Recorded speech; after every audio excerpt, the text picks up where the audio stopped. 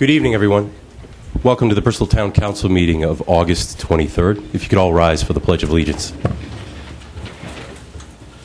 I pledge allegiance to the flag of the United States of America and to the republic for which it stands, one nation, under God, indivisible, with liberty and justice for all.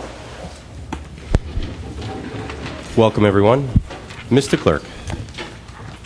Thank you, Mr. Chairman, members of the Town Council. The first item on this evening's agenda is the consent agenda. Motion to approve the consent agenda? Second. There's a motion and a second. All in favor? Aye. Any opposed? Thank you. The next item is submission of minutes of previous meetings, items A1, 2, 3, and 4. Motion to approve? Second, Mr. Clerk, just on the number 3, May 3rd, 2017, can you just mark me as present on time? We'll do that. Thank you. There's a motion and a second with that adjustment. All in favor? Aye. Any opposed? Thank you. Okay, the next item is a advertised public hearing. This is to consider the proposed amendments to the Town Code, Ordinance 2017-10. This is for the Chapter 18, Parks and Recreation, Section 18.45, to create a coordinator of senior services position within the Department of Parks and Recreation. And again, this is a advertised public hearing. So this is an ordinance, well, the key on this ordinance is to create a job that doesn't exist in our ordinances. It doesn't exist in the charter.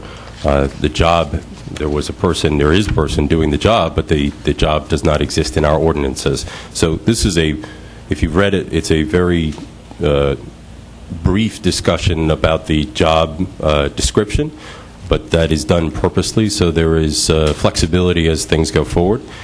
This is a public hearing. We will hear from you first. If there is a lot of people to speak, we welcome everyone to speak, whether for or against.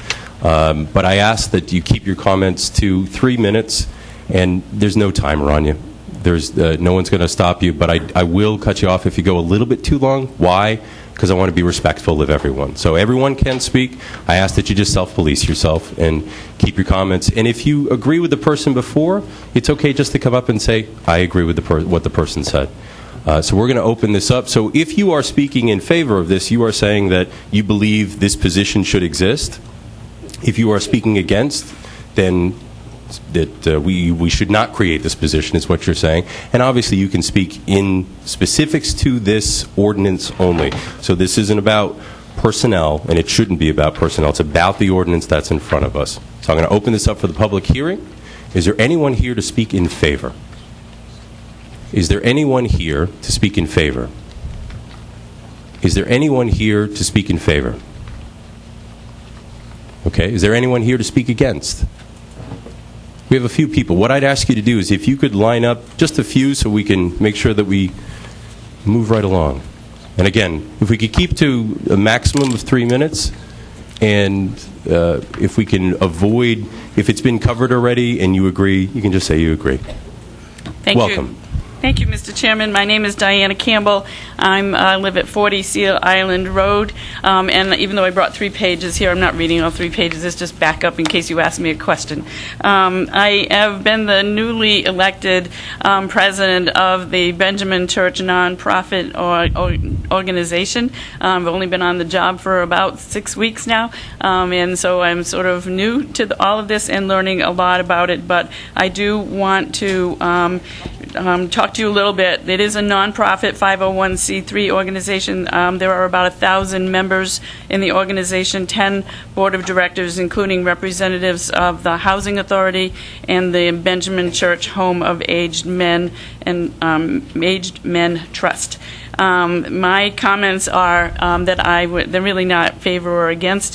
What I'm asking is I respectfully requests that the town council postpone the adoption of this ordinance and creation of new job for 4 to 6 months. I make this request for the following reasons.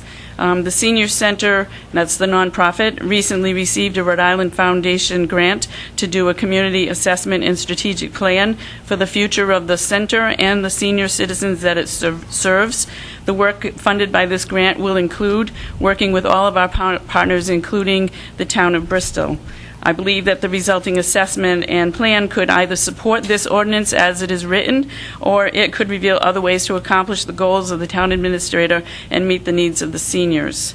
For example, this ordinance does not specify, as you mentioned, the job description of the new position. I think the strategic plan could help and include that as one of its deliverables, a job description that accurately defines that role, the responsibilities of that person, and the tasks will actually help with job posting, making sure we get the right person for the job the first time, and even in the interview process, making sure we get the right person. Another example is that this ordinance does not really include much of a transition plan on how we're going to do this and once we hire this person or bring this person in. I think you'll hear soon that many of the seniors tonight are kind of upset and worried about the impact on this abrupt change will have on them personally. The strategic plan could offer guidelines to this transition if that's what it takes, and it could ensure that everyone is informed and reassured that the changes being proposed are in their best interests. As it stands, there, I think today is a lot of confusion, as you'll hear, and even distrust, which is leading to a tremendous amount of stress, tension, between the town and the citizens who have called this town home for many, many years. The relationship between the town and the senior center has, for the most part, been a very good one for a long time. It's clear, though, that there are areas in that relationship that need to be revisited and reformed. The strategic plan can help with identifying those areas and even help to provide solutions toward remediation of those issues. The results, of course, would be a stronger relationship which benefits everybody, the town, the administration, and the senior citizens themselves. So should you agree to my request to postpone the adoption of this ordinance for 4 to 6 months, because I think that's how long it will take to do this planning process, and postponing it will allow the senior center to work with the town and our other partnership organizations like Roger Williams, the school district, eBay, CAP, and so on, to come up with a plan that works for everyone, giving the town the oversight that it's looking for, and the seniors the peace of mind that they have earned through all of their years as part of this town. Thank you for your time. Thank you.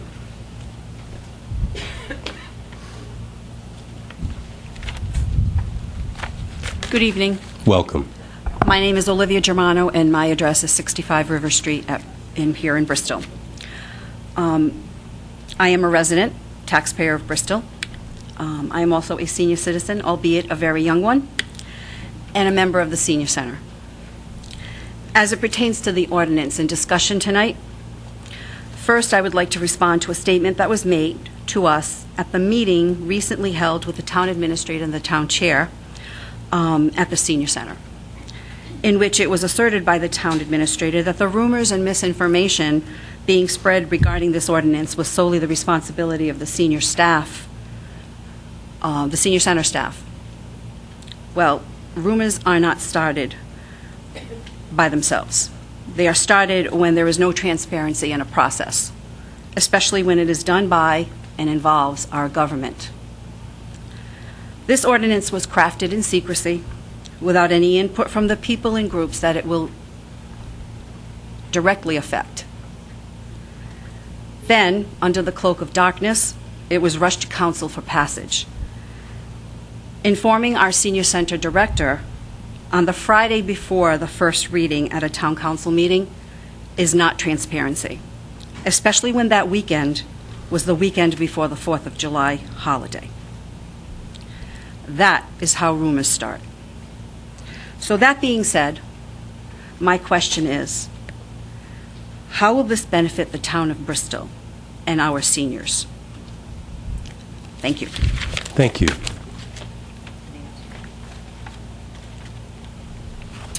Good evening. Good evening. My name is Barbara Palumbo. I'm at 63 Narrows Road. I am a resident of Bristol. My question tonight is actually regarding the accountability part of this ordinance. It was stated by the town administrator that if anything, we want to increase services, we want nothing more than a level of accountability. So my question is, what is the method of accountability in the town of Bristol? Do we have a human resources department? How are the directors for each respective department held accountable? Who do they report to? To the administrator? To the administrator. So if there was a director, coordinator, whatever you want to call it, of the senior center, in all these 45 years that we've had a partnership with the town and with the nonprofit, has the director never come to the table to speak with the town administrator, the sitting town administrator, the past town administrator?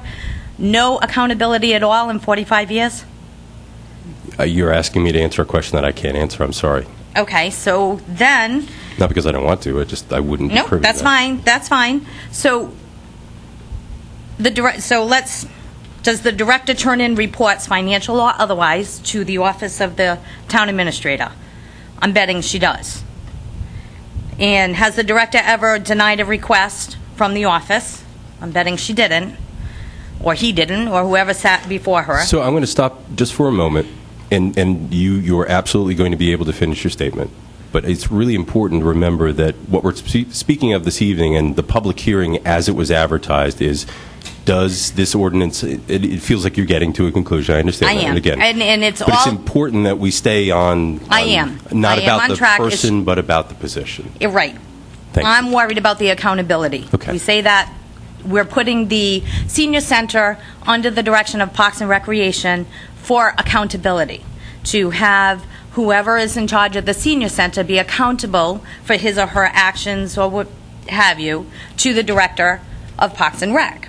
Okay, why would you reinvent the wheel? Why would you take a directorship or a coordinator who is already being held accountable, reinvent the wheel, and put them into another department? Does that make sense? That's my question. I can answer that, because this came up since my tenure on the council. It came up to the executive director of the senior center.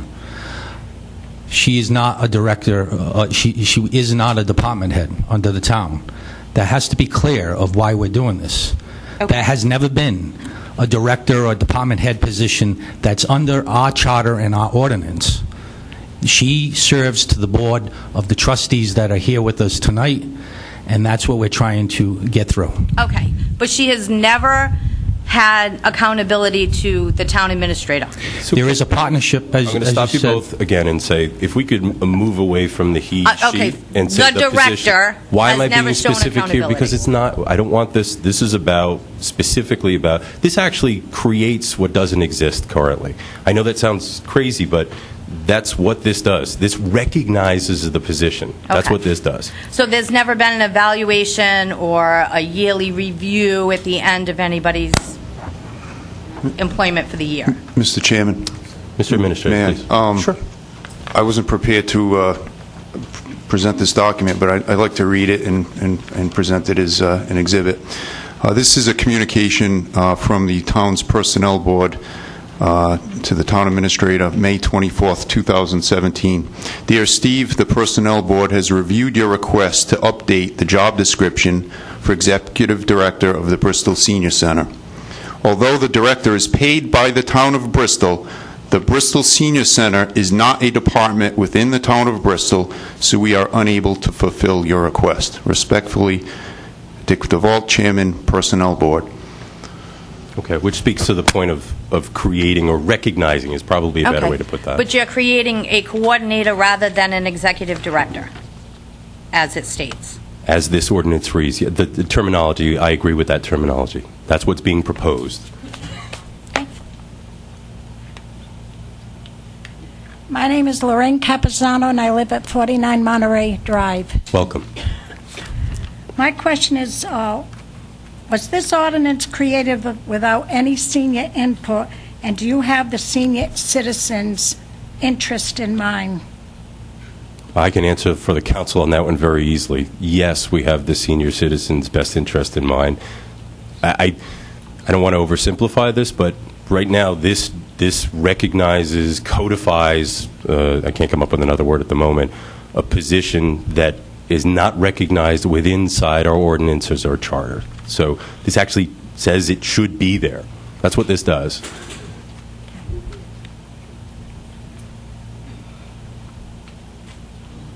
My name is Virginia Drury. I've lived in Bristol for 24 years now at the Benjamin Church Manor.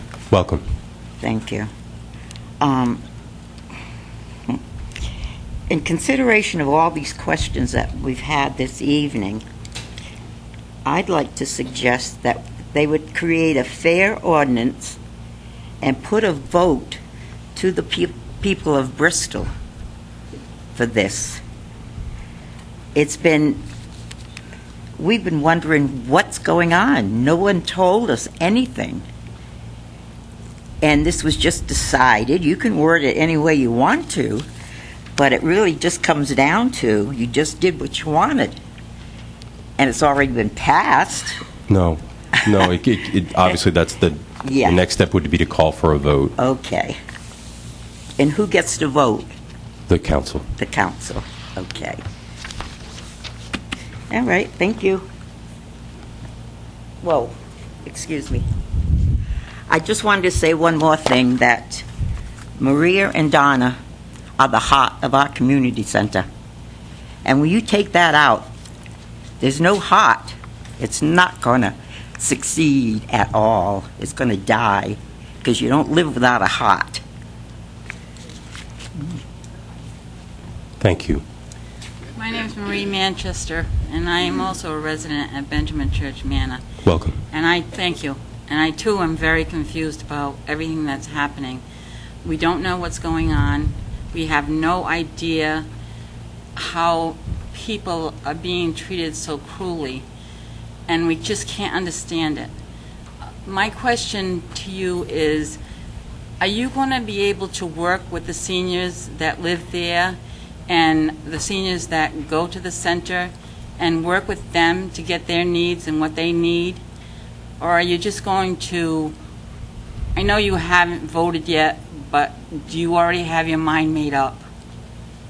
If we did, there'd be no point in listening. Right, So, I totally so we agree. We agree. But I should share something, and I'm sure my colleagues want to hear this too, is that this removes zero with services. This changes nothing in what's there. In fact, the goal of the council and, quite honestly, the administrator and ultimately the town is what's there right now for services continues unabated, and it should be improved upon. And it's the goal of the ordinance, and obviously we're going to have some discussion here in a moment, but the goal of the ordinance is to take into the power that REC has, the personnel that REC has, the leadership that Walter offers, and enhance, not detract, not subsist, but enhance. That's certainly the goal of it, and as I said, we have dialogue that we have to have here, and we'll figure out where we go from there, but that is the goal. Thank you. Thank you. Good evening. My name is Pat Nana. I live at 12 Gregg Drive in Bristol. And I really didn't have any intentions to come up and speak, but there's a little bit of, heaviness in the area, particularly for our seniors. And the senior center has done an awful job. My mother-in-law loved the place. But I would really like the council to consider the first recommendation, that we take a step back, that we have a group of people that are willing to provide us with monies to do a overview of what we have, what we need, oversight, create a job description, because I'm not hearing that was done completely. I mean, I got kind of broadsided like everybody else, and the impact to me is much less, although I am a young senior and can attend lunch at any given time. I'm not going there yet. I'm still working. But I think to take back some heat from what's going on this evening, that is a very reasonable option for the committee to consider. Nobody says that job description has to change today.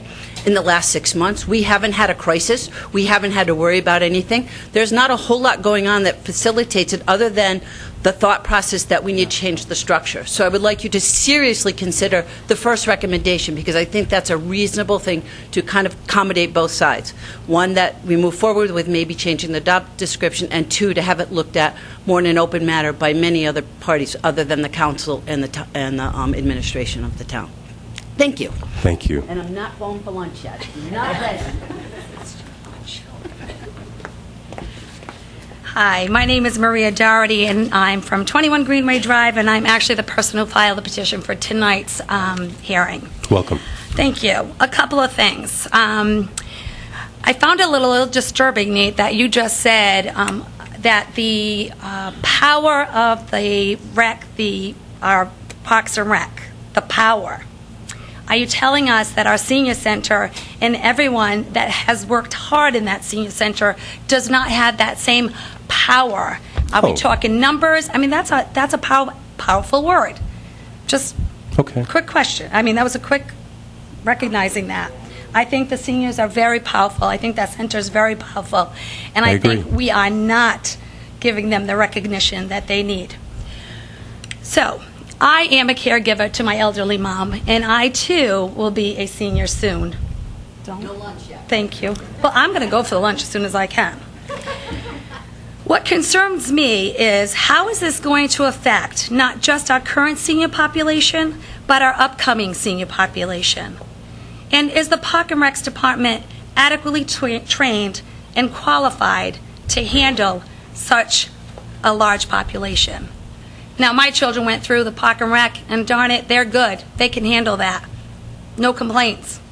Senior with my mom, not sure about that. Because we all want to do for kids. They're our future, and we forget about our seniors. Another question is, why did we rush into this ordinance? What was the rush? For 45 years, this senior center with our lovely seniors has been running wonderful. I've never heard, and I'm a Bristolian, and, born in our country, but a citizen, and I've been here since I was 1 year old. I love my town. I have never heard anything negative about our senior center or anything that had to do with that part of our town. I've heard a lot about other parts of our town, and nothing's being done, but that's a side note.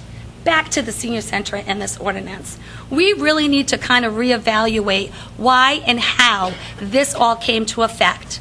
I think as representatives of us, you need to be accountable to all of us sitting here today.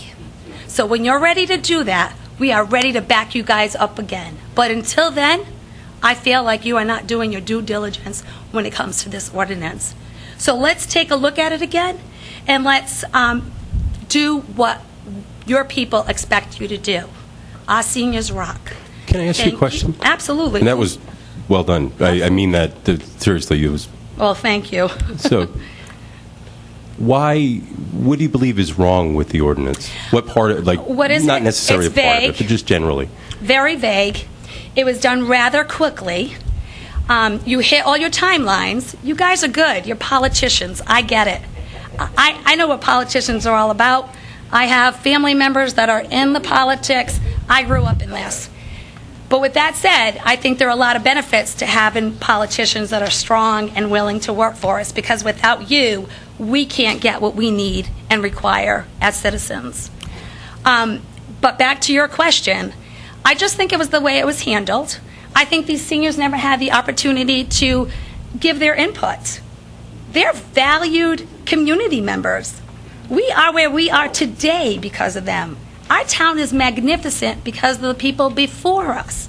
The hard-working, 30, 40-year-olds that are now 60, 70, 80, and 90-year-olds.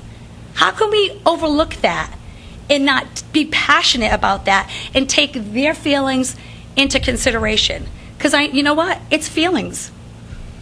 We can't be hard asses. We need to take people's feelings into consideration.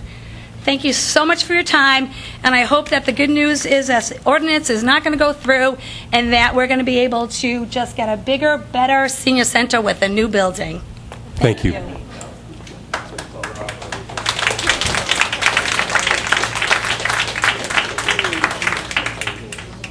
Is there anyone else to speak against? Hi, good afternoon. Tom Davis Jr., Palm Beach, and also the last 14 years, 25, Admiral Falvas in Newport. The reason I'm here, we're talking about maybe getting a 7 to 10,000 square foot, 100-year-old plus building, this unrestored, restoring it for the Palm Beach Tide Museum and our racing school and mechanic school, and also a wooden boat school we want to help with. May I ask you a question? Is that that sounds neat? Is that were you going to a place in regards to the ordinance? Well, and it's very important for when I bring my 26 seniors up here from Palm Beach, and we're all rickety racers. We're buying green bananas. We're in our 70s. Nobody gets a salary or any of my 501c3s or anything else. This is my 54th year of racing. If you go to www.palmbeachtide.museum.com, we're doing the site over, but I was looking for a building up here, and it was very critical that when I was checking out the senior center, how well it was run, how happy everybody was. It's like they're taking care of their own children, grandchildren, parents. That's a real hands-on group, and that's very important when you have a group like us. We don't take donations, and nobody gets a salary, and we're looking at here or either Newport. One of the reasons we're looking here is because of the Hirschhoff Museum. It's one of the most fantastic underused museums in the world. That's a key. I don't know why this town doesn't realize that that's your gold mine. And that can be, it's an interesting town. It's beautiful. I restored 8 houses in South Florida, a 950-year-old house in Vézelay, France, where Mary Magdalene is burned next to me, so I know a little bit about restoring things. And that's what we're looking for, an unrestored old building to turn into the shop. And I just want to do a little commercial here. One of the biggest yachting for the Hirschhoff Museum next week is a historic race. I need you to speak directly to this because it's a public hearing. So if there was something that additional that you wanted to share. No, that's just it. It's very important to have a situation like that, to bring up 26 people that are on a budget but are enthusiastic and want to go ahead and work and build with your community. And thank you very much for your time. Thank you. Hi, my name's Rayona Clemens. I live 17 Casey Drive here in Bristol. Welcome. I'm not on either side of this. Like, I don't want to speak on either side. I just want to clarify something that I think I might have misheard. In the town charter, the town council is prevalent, and the town administrator is under the town council, correct? No. So the town administrator and then the town council? Equal. They're parallel. They're parallel. Executive branch is like in the federal state government, we're in the legislative branch. So you work side by side? President in Congress. Good to know. That's all I wanted to ask. Thank you. Thank you. Hi, my name is Susan Elliott. I live at Benjamin Church, and I just really quickly wanted to agree with the people who have asked to back off and give some time. Most of us at Benjamin Church would like some input. We'd like to know what's happening. We love the senior center. It's more than activities. It's more than a hangout place. It's a community. It's family. It's important to us, and we want to make sure that that is preserved. So I would very much like it to be, put aside for a little while, and give all of us a chance to give our input into it. Thank you. Thank you. Is there anyone else to speak against? Is there anyone else to speak against? Is there anyone else to speak against? Could I have a motion to close the public hearing? Second. There's a motion and a second to close the public hearing. All in favor? Aye. Any opposed? Thank you. What's this council's pleasure? I'm sure there's some dialogue that needs to happen. We've heard a lot of, and I'm going to start off, if I may. I don't believe we had a line for supporting the ordinance. What I heard was lots of questions about what's happening. Is there support for the seniors? And I guess for myself, first I'd like to comment back earlier about the comment I made about the power of the rec department. That was not supposed to be derogatory, and if it came across that way, I certainly apologize. That was not my intention. The goal was to tell that together there was more power there, and if it didn't come across that way, I certainly apologize. I heard a lot of questions on it. For myself, I look at this as recognition of the position that's already there.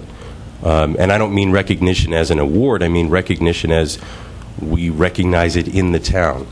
I spent some time with the clerk, and I said, how did we get here? This is going back a few weeks. And if I got this wrong, Lou, you can fix me on this, but why did we get to where we are right now? Meaning, how do we have a position that we don't recognize?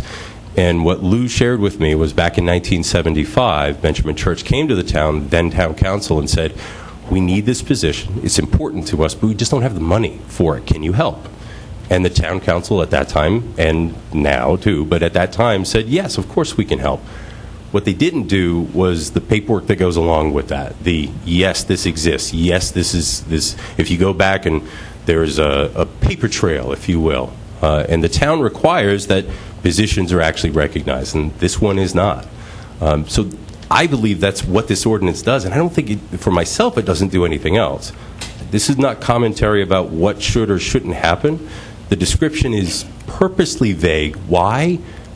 Not to go one way or another, to allow the dialogue to happen from the administrator, from this council. Was mentioned about what the council's role is, his policy role. So talking about what do we see the bigger vision of what needs to happen there. For myself, I think there's some wonderful things, and obviously so do you, happening right now. But I also think there's a lot more that we could do. And I don't think anyone thinks that we should stop where we are, and I don't think anybody wants to either. I think this allows the next step. And to be clear, I don't think there's any commentary about quality or anything else. This is pragmatic, black and white. It exists. And once it exists, you can take the next step and better clarity. Is there a way to do this better? Is there a way to do that better? So what do my colleagues think? I think that there is a couple of things I would just say about this. The issue of where the senior center director fits vis-a-vis the town, whether it's a department head, whether it's not, that issue has been floating around for several years. And so I think it's important to resolve this, and this is one way to resolve it. The other aspect that I think was Nathan's, the chairman's point, is that we all want to see as many services, as many programs for our seniors as we can. And I think that the administration of this senior center has been very eloquent in making that point to us from a meeting last summer that we had with them, to the budget time in March, to many other conversations that we've all had. And one of the things, and it was expressed here, is that let's get a bigger and better center. Well, I think we've all said, and I don't want to go down this whole path because it's not really the point. The point is, there's a lot of work that is needed to go into that, because the town doesn't have money. That would be a bond issue that would have to be passed by the voters. You don't have to be very clear as to what that is. I think moving in with or under the auspices of the Parks and Recreation Department, but keeping your own center. Like there's no plans right now to close this Benjamin Church Senior Center, to move any of those services, but to augment the services. I mean, under Walter Burke's direction, with Walter and particularly Diane, they have leveraged millions of dollars in grants. They could work with you to do the same. They have acquired a building that is, for the whole community, but they can help with that plan. I mean, you're not talking about plans that and what your vision is, but I don't think there's the capacity right now to do that as a standalone small senior center. I think that this strengthens the seniors. I think it strengthens the programming, and I think it strengthens your future and the vision that you all have to be working together in collaboration with someone who has that kind of experience. That's my personal view. So I actually think it is a good thing and is a positive thing for the seniors to move to be under that direction. In addition, it provides that level, another layer of accountability for the community in the town. So I think it's a win for everybody. And I think it's disappointing to see people think that we're trying to take something. Why would we want to take something from our seniors? I don't understand that. Agreed. My colleagues? Thank you.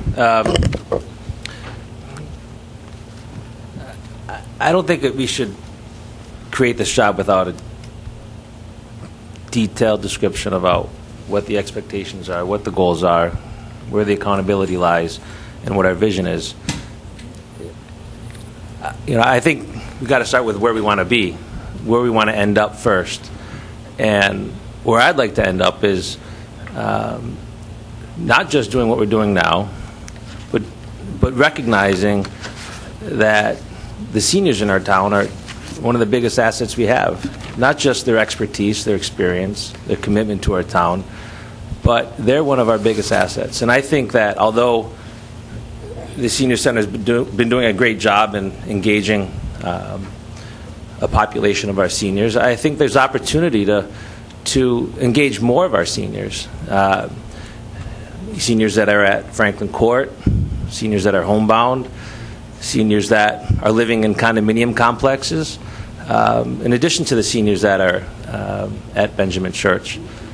And I think a process which involves leadership within those organizations, including the university, including our school district, figuring out ways that we can connect seniors to others in our community is what's going to make our community special and better than surrounding communities. So I think the timing isn't right to pass this ordinance without a process that is currently funded to pull together ideas on how we can do more to connect our seniors to our community. So, I don't think the timing's right. I think we need to work more at what this description looks like. I understand the idea of putting it within Parks and Rec to leverage some of the capacity and expertise there, but we're fortunate that Walter's here this year, and maybe we can get another year out of him. But I think the person that's in this role as the senior coordinator and director, we need to plan on, is that person have grant expertise or don't they?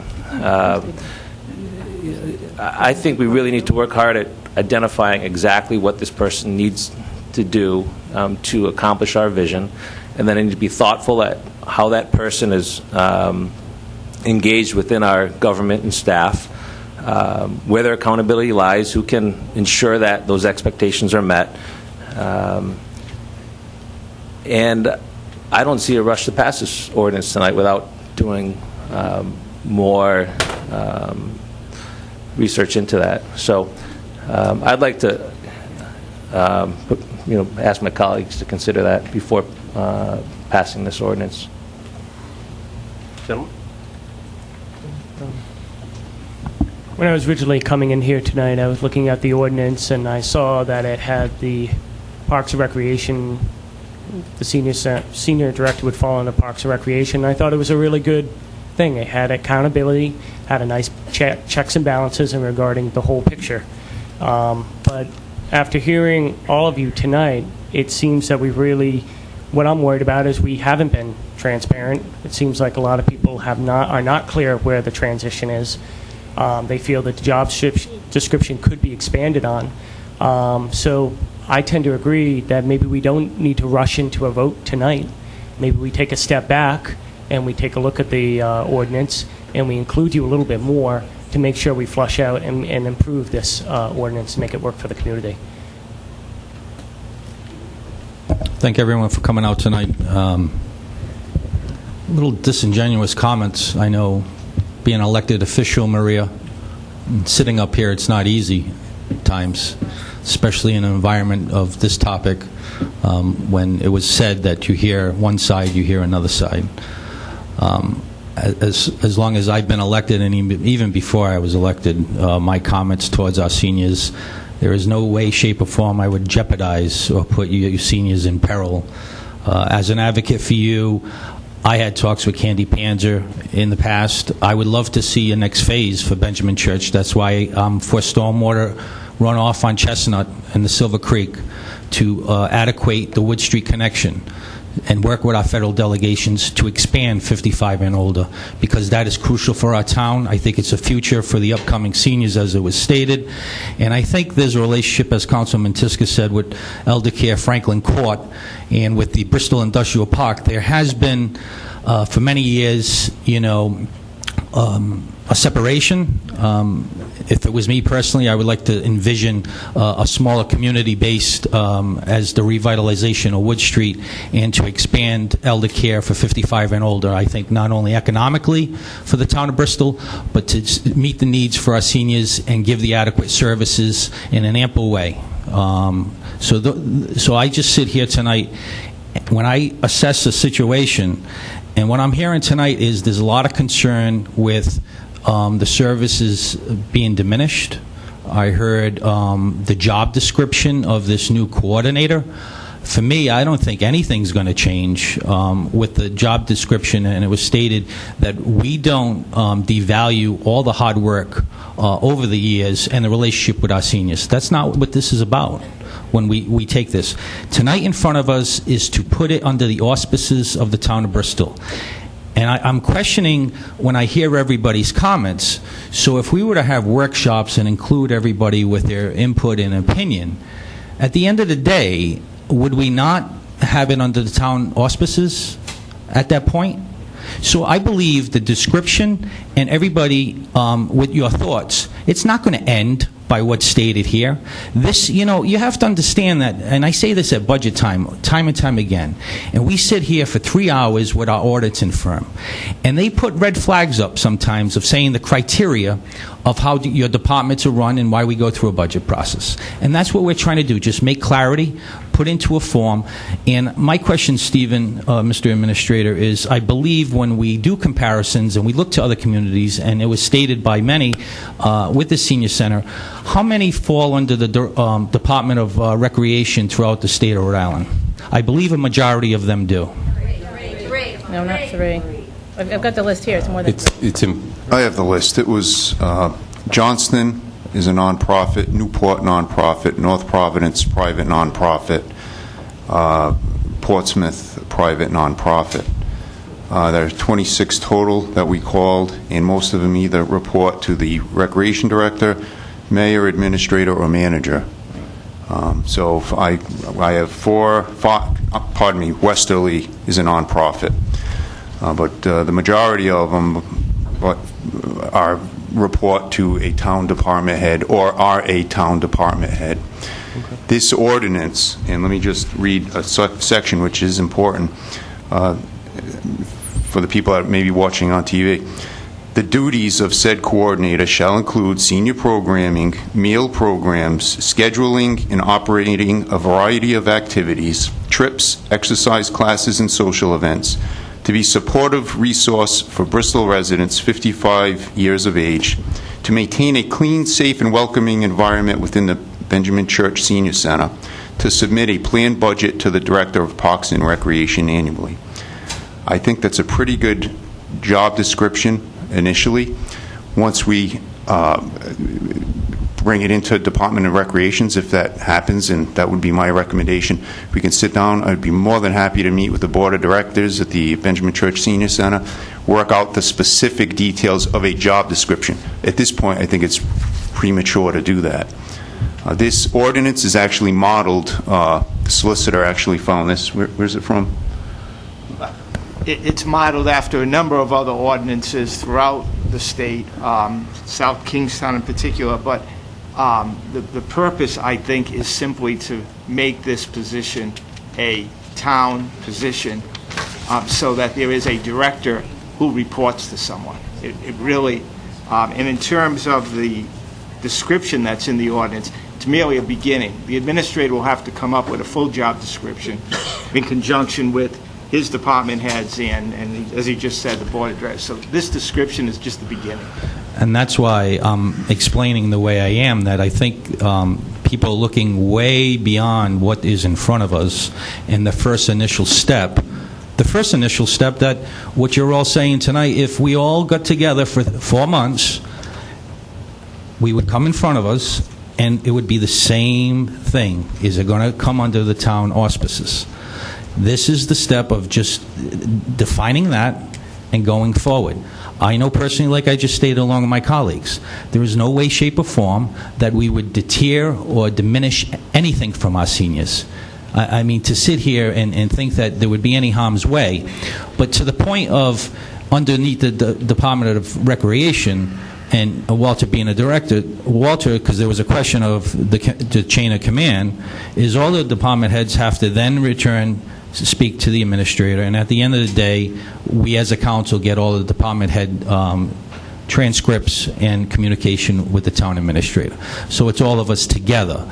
And I think that word I just used, together, here tonight, really has to be stated pretty zealously, because I feel this is, let's be honest, there's a divide. And I don't know what positive outcome we as a town of Bristol will come to with a divide, especially when it's with our seniors and the future of our community. And I know everyone wants a new big building, but I think there's proper steps that you must take, and along the way have everybody communicate with each other and involve everybody. So I think that a next step is necessary, but I think... No, I'm sorry, the public hearing is closed. I think a next step is necessary, but I think that the timing of the next step is important, and I think that there's still questions that should be answered before. This may not be the best next step. The ordinance talks about the administrator appointing a coordinator versus hiring, and I wonder, what are the qualifications of the coordinator? Do we expect that they have experience in writing grants, administering grants? Do we expect that they have experience in dealing with this population, which is an asset to our town? What are those qualifications? And I think the community should have an opportunity to provide input on what those qualifications are and what the vision for this position is. So I do think that going through a process and engaging all stakeholders is important. Services are going to continue for the next 4 months. So I don't see an urgency in passing this, in restructuring this, without answering some of the questions as far as how does this role engage with the Board of Trustees at Benjamin Church? How does this role engage with other centers of seniors, Franklin Court, etc.? To your point, Councilman, once we take this initial step, we have a personnel board that was stated here tonight. You want to talk about qualifications and why that personnel board is put in place? Is for directives like this, but we also know that we want to take the input from all the entities that spoke tonight. Right now, it's just this plain and simple step, and that's it. After that, I think what you're anticipating will all come after. To have that on paper first, I mean, to diminish, you're saying qualifications. I don't believe we would put anyone with less qualifications of the hardworking people that have the relationship with the seniors at this juncture or in the past or whatever. That's not what the intention is tonight. And like I said, there's a lot of divide, and let's look at the environment. So everyone's entitled to their opinion.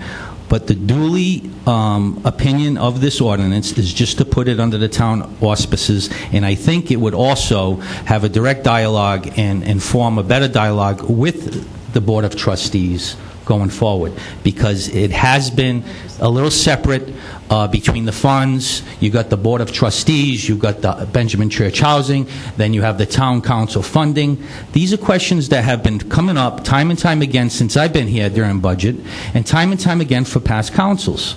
And the only way we're going to get through it is make the tough decision to take that first initial step, and we are not denying all the comments that were made here tonight, not at all. So. The only thing I disagreed there, Ed, is that I don't see this as the tough step. All I heard multiple times that you like what you have. This recognizes that. This takes nothing away. This recognizes that. And then it will enhance. It is no one's here's goal to do anything less than what you have, and there is no one here that wants to stop. It needs to go forward from here. This does not preclude conversation. This does not preclude conversation about job description, and it does nothing but recognize it. Mike, I had a question. Once the bell was rung, once we've said we've recognized this doesn't exist, And if it weren't to pass, could you go back to what we were doing at that point in time? Would there any legal reason? You know what I'm saying? I mean, now that we know we need it to be there, is there a bell unrung there? I'm not so sure it's a question of a bell being unrung. I really think it comes down to the issue of making sure that what's there is perpetuated, and as I think you've mentioned, is expanded upon. Because until you have someone who is responsible and accountable to the administration, where direction then can come and you can create space for this type of dialogue, it's really difficult with all those different entities out there. There's really no one out there right now that's providing that pinpoint direction based upon input. So, to me, Thank you. In terms of how it works elsewhere, to me, it's almost a no-brainer. Thank you. What's this council? Oh, go ahead, please. Mike, I just had another question in regards to the process here and to talk to some of the transparency issues that have been expressed tonight.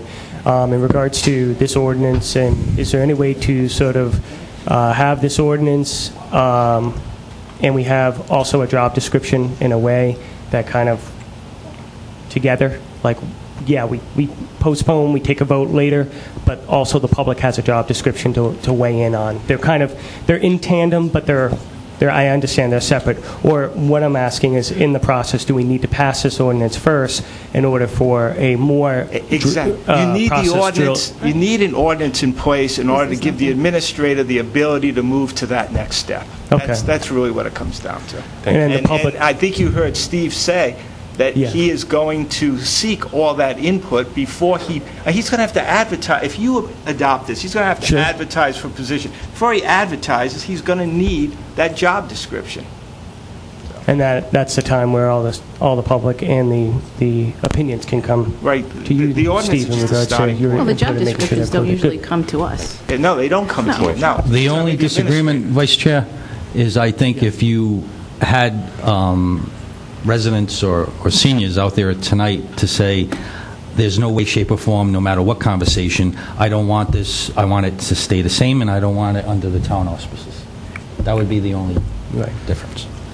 What's this council's pleasure? I'd like to make a motion that we postpone adopting this ordinance for 4 months or until the time that Benjamin Church Trust goes through the strategic planning process as funded by the Rhode Island Foundation, and provide us recommendations as far as the role and responsibilities for the position to serve our senior population. Is there a second? Second for discussion. There's a motion and a second for discussion. Discussion? I just wanted to know, do you want to delay in regards to maybe one of the residents' grant purposes, or do you want to delay for flushing out more of the ordinance as well? Because it sounds like if we do pass this, it allows us to set up the hierarchy, and the seniors don't lose anything, which is very important to all of us. And it allows Steve to start flushing out a job description and working with the seniors to find out what that best job description is going to be. So I'm just trying to find out, because we do need to. Yeah, I think by adopting this tonight and going forward and hiring someone or solidifying someone's position in this role, may possibly have the wrong person in the seat on the bus. I think we need to make sure that we have the right person in the seat to make sure that our seniors are served. But this ordinance, I don't think, talks about that person. And you want that ordinance to speak about a specific employee, or? I'd like to have some of those ideas fleshed out before we pass this ordinance. I think the thing with that is, if things are too specific, then we're constantly doing ordinance changes as times change, and I think we're, in many instances, correct me if I'm wrong, Mike, is that we've tried to be more generic in general, so that we're not, there's an expense involved, there's just it's a timely, time-consuming process to keep changing things, and so this leaves it, it lays out the framework of it. You got the framework, and it's broad enough for the administrator to create the job description. Is there any other discussion? Okay, so there's a motion to Andy, if I heard it right, hold off for 4 months. I'm not going to fill in the rest, but I know you had the rest of that. All in favor? Aye. All opposed? Opposed. Opposed. Okay. Is there a new motion? I would just make a It was 4 to 1. 4 to 1? Correct? Yes. Okay. I'll make a motion to pass the ordinance presented to create the coordinator senior service position within the Department of Parks and Recreation. Second. There's a motion and a second. Is there discussion? All in favor? Aye. Any opposed?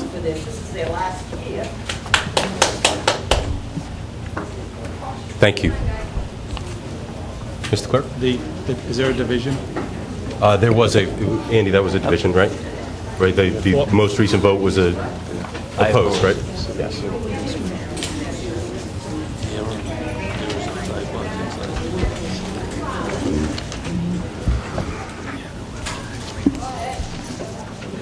Mr. Clerk?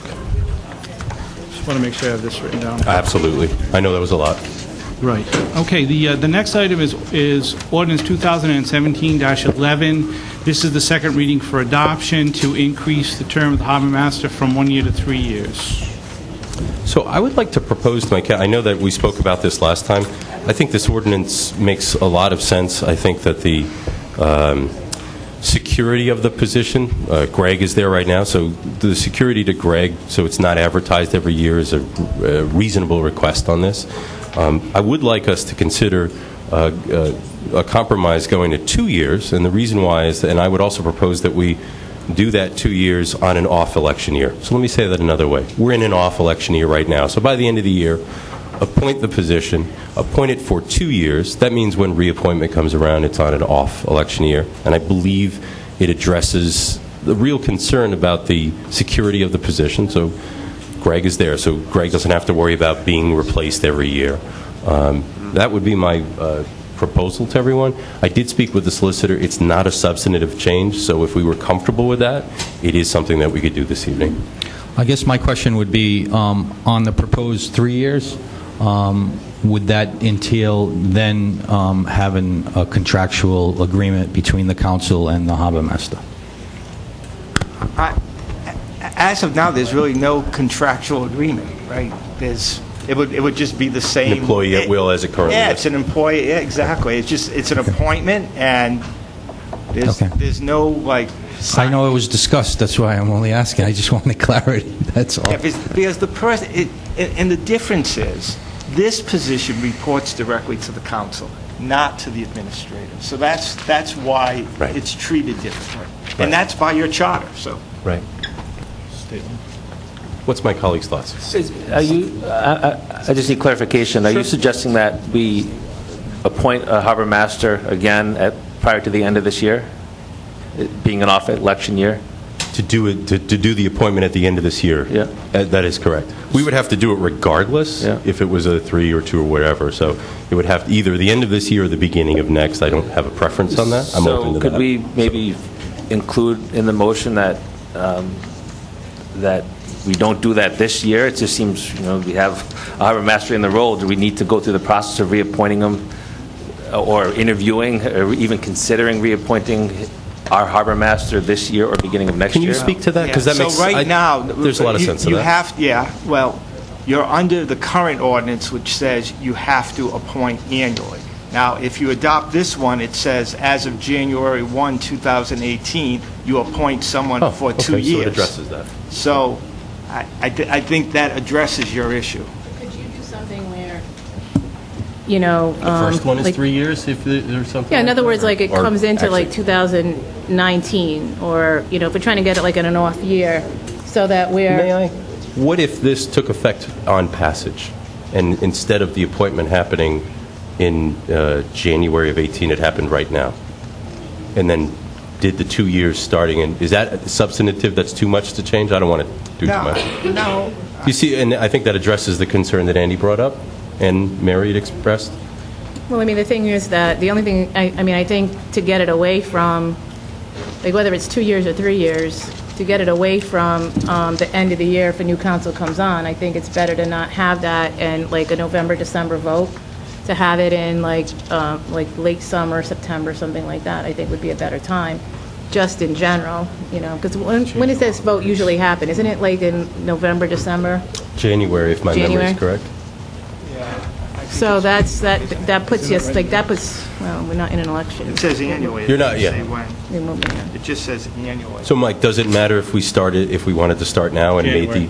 January, yeah. So with this update, could it be August of an off-election year, like starting now and then 2 it's years? like 2.5 Does that address years. your... Well, I'd refrain from appointing a new harbor master in the middle of this summer. I think that the timing is appropriate in January. I think, when you're talking about if there is ever a transition, between slip contracts, mooring contracts, visiting boaters, to make that transition in August maybe isn't suitable for the nature of this position. So I think January is a good month if, a harbor master does choose to make a career change or we do decide to interview for the position. I think January is a good transition for Because that it's off position. time. Okay. Mike, what do you want to make What I a was point? going to say is that if you do nothing tonight, you're still going to have to make an appointment in January. So regardless. Regardless, you're going to have to make an appointment. And the only issue is that appointment going to be for 1 year or 2 years? So Or that's 3. Or 3 Right. years. Yeah.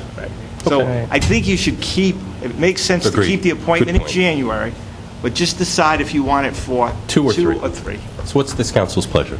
I'm for the 3, and let me tell you why. I mean, at the end of the day, we can fire anybody for lack of performance or whatever reason when we want.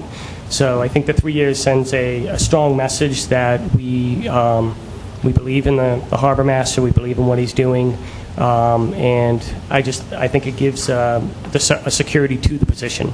So, what were you saying, 2.5 staggered, 2 years staggered, or I didn't 3? say, no, Okay. I was suggesting 2 years, 2 years. off election because the 3, I don't want to convolute, 3 actually puts it in an election year every once in a while. And that was the other goal. It was actually more beneficial, in my opinion, that it's off election year all the time.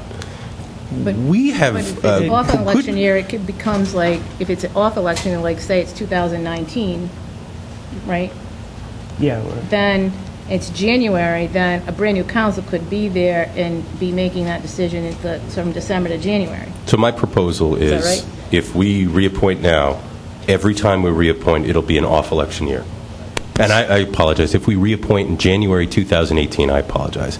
Then it'll always be an off-election year, always, forever. Right, because you'll have an election in the fall of 18, which means in January of 19, a new council will not be making the appointment. okay. It won't be till That's my January of point. 20. I think that's more beneficial. That I is think an it speaks election. to your points. Yeah, okay, I get it, okay. So what's this council's pleasure? I'm going to make a motion to approve the second reading for adoption for 3 years. Okay. Is there a second? I'm second it. There's a motion and a second. Is there any discussion? All in favor? Aye. Aye. All opposed? Okay. It passes 3-2. Thanks, everyone.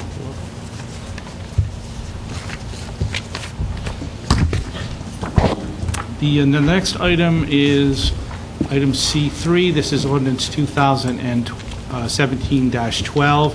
This is the first reading. The council will recall there was some discussion at the last council meeting about having a provision to specifically outline assistance animals and service dogs, and that's what this ordinance is doing. It's creating both the definitions of both of those and also a specific exclusion clause. It's the first reading. Just to be clear, it also has a provision which prevents animals at any town-sponsored event. Oh, yeah, we added that too. That's right. This is just first reading, so... I just had a question, Joe. Oh, absolutely. Do we have any data to support this ordinance in regards to what's happening? Is there, a lot of issues going on, or what's the premise, I guess? Walter here. I think Walter can answer. Walter? Yeah. Okay. Yeah. Walter left us for a moment. This is first reading. Yes. But I just, before it goes to second reading, just for clarity, because the wording, is we had extensive conversation of the memorials. We specified which memorials, which parks. Councilwoman Perella stated concerns about the concerts at Independence Park. I was reading some language, and I just want to be clear of my understanding. Is it going to be all the sport complexes, and so when people go for sporting events, they will not bring their animals? So I'm just curious, was there language added to the intent of our last conversation? Yeah. So I think Mr. Burkhan probably, I tried poorly the last time to explain that, but he's far more familiar with it. Walter, we're talking Before about he does, the Mike, ordinance. if you could respond to that? Yeah, I believe that already exists in the ordinances. Yeah. Right. There's a separate ordinance, is what Mike said, that already covers that. So the question was, this is the... thank you. This is the dog ordinance where we want to prevent dogs from attending events at Independence Park, et cetera, and also to allow an exception for service dogs. The question was, has there been a problem? Why is this ordinance in front of the council? Okay. The problem has been ongoing and frustrating. And I'm a dog lover. I have my own dog. And but there has been problems, particularly this year at Vets Park. The league is really frustrated with dogs being on what I like to call premier fields. They're beautifully maintained fields, and the dogs have been going on the fields a lot and off leash sometimes, and sometimes on leash and defecating on the field, not being picked up, and it's been a source of frustration. So we had put up no dogs allowed on sport fields, and it really got to a head this spring, and we reached out to the dog officer to try to enforce the signs that were put up, and then quickly found out that there was no ordinance preventing them from going onto the field. Then subsequently, just before the Firemen's Memorial Parade, I went down to inspect the Firemen's Memorial Park, which I, and obviously you do as well, look at that as a place of honor, to honor the firemen that have served for this town. And literally every foot of that park had feces on it. And I couldn't understand why, because I didn't find that much feces at the other parks. But its proximity to the ferry, people taking their dogs onto the boat to go over to Prudence Island, they bring them over to the nearest park. And it literally is disrespectful and an insult, I believe, and I felt it when I was standing on that. Then that got me thinking about our places of honor, the War Memorial, Veterans Park, obviously the Firemen's Park. And that really spurred the ordinance to go forward so that we had an enforceable rules to keep people off those places of honor and sport fields. I've had incidents where dogs are off leash at the town beach, and another man had a little Shih Tzu, little dog, and that dog is on a leash, and he wanted to walk this dog on the park, and a huge German Shepherd ran across the field to play with the little dog. But the dog had gotten mauled like a month before, and it was petrified. And the owner picked up the dog and came running to me, extremely angry. And then I had to go down to the town beach and tell everybody, you can't be here. You can't be on. They have to be on the leash. You have to follow the ordinances. Michael, actually, not to interrupt you, but you were stepping in. He gave clarity of my question. We all understand. We thank you for explaining the memorials. It was my question of all the other parks that he put clarity to. So. And it No, is listed dogs on the leash at Independence Park, the town common, even down at the town beach, is okay. We're not forbidding people from bringing dogs on the park on leash. It's just those memorial parks and sport fields that ordinance was created. Thank you. I'll make a motion this constitutes first reading. I'll second, but I just want to ask Walter a question, or just a comment. So, at one of the concerts down, 4th of July concerts down at Independence Park, I had someone talk to me about this very issue, and it was a number of dogs who were there on a leash, but whether that was appropriate with all the families, all the kids, and the sheer crowds that were down there. And that was a serious concern that this person expressed to me and said, you guys in the council need to do something about this. This is a terrible situation. And I don't think this quite addresses that, but I think that's something that we need to look at. Because when you have a big event like that, with loud noises and people everywhere, you don't know. You might know your dog pretty well, but you don't know if it could be spooked. And not everybody's comfortable with the dogs. I mean, you know how I'm sure you've seen how crowded it is at that event. Sure. There is a sentence in there that does resolve that. It's the final sentence in the paragraph. And during any town-sponsored, okay. All right, thank you. Okay, yeah. Okay, thank Addressed. you. Yeah, good, thanks. Thank you. So there was a motion and a second that this constitutes first reading. Any other discussion? All in favor? Aye. Any opposed? Thank you. The next item is item D1. This is the petition of Joan Medeiros for St. Elizabeth's Church Santo Cristo Committee, a request for a one-day dancing and entertainment license for their annual feast on September 8th through 10th. You have recommendations provided by the town administrator, Director of Public Works, Fire Chief, and Chief of Police, all to approve with certain conditions. Based on the favorable recommendations, I make a motion to approve. As Second. stated. There's a motion and a second. Any discussion? All in favor? Aye. Any opposed? Thank you.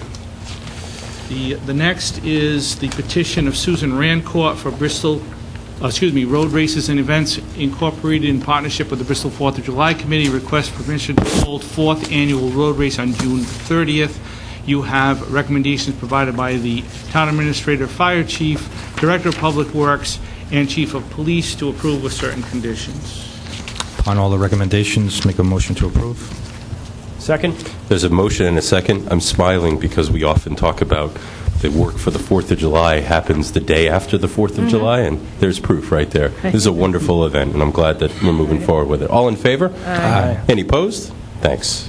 Yeah, Mr. Chairman, very proactive. The next is the petition of Eliza Cohen for the Rhode Island Public Health Institute for Food on the Move in partnership with the Bristol Health Equity Zone. Request for permission to operate mobile produce market on the town common August 24th, September 13th, and October 12th, 2017. You have a recommendation from the Parks and Recreation Department to approve.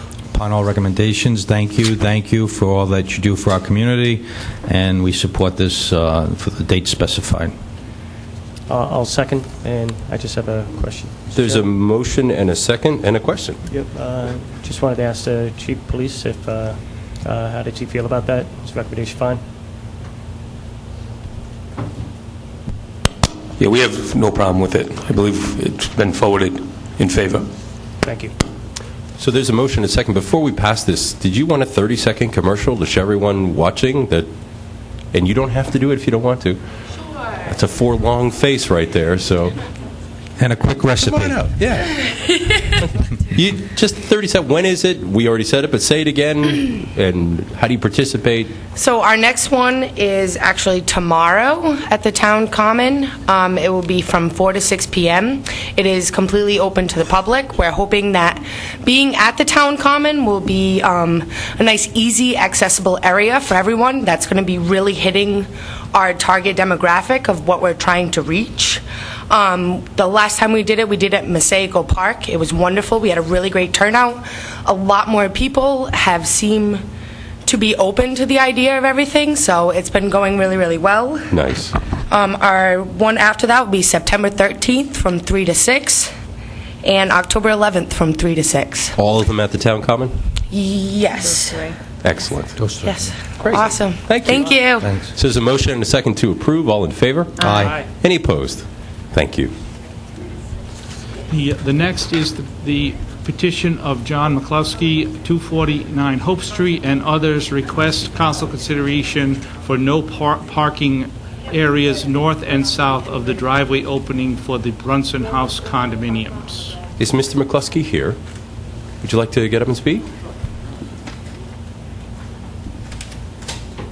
Welcome. Good evening. Thank you. Good evening. My name is John Mccluskey. I live at 249 Hope Street. And so I think the council has seen the package that was put together spearheaded by one of our owners, and then with participation from all of the other owners on the property. Our primary concern is safety for both the residents exiting the driveway as well as traffic north and southbound on Hope Street or 114. We have actually been at this, the records show, back to 2010. We have, we've met with the town. We do have letters that went from the town to the state of Rhode Island and Providence Plantations to help us address this. Our concern really is not to be at all adversarial, but just, again, for safety's sake, to protect.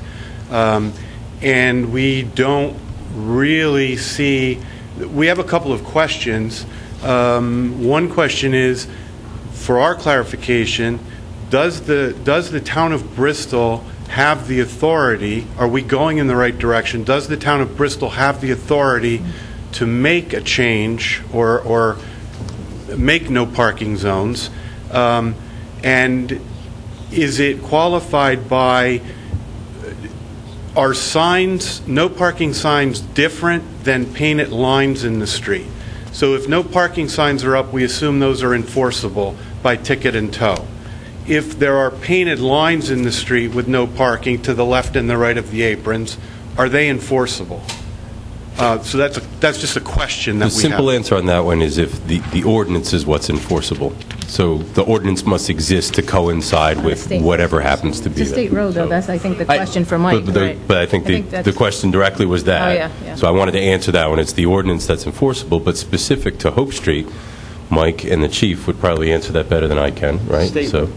I agree. It's a state road. I think they know that you cannot designate a no parking area on a state road. What you can do is, through the administration, is encourage the state traffic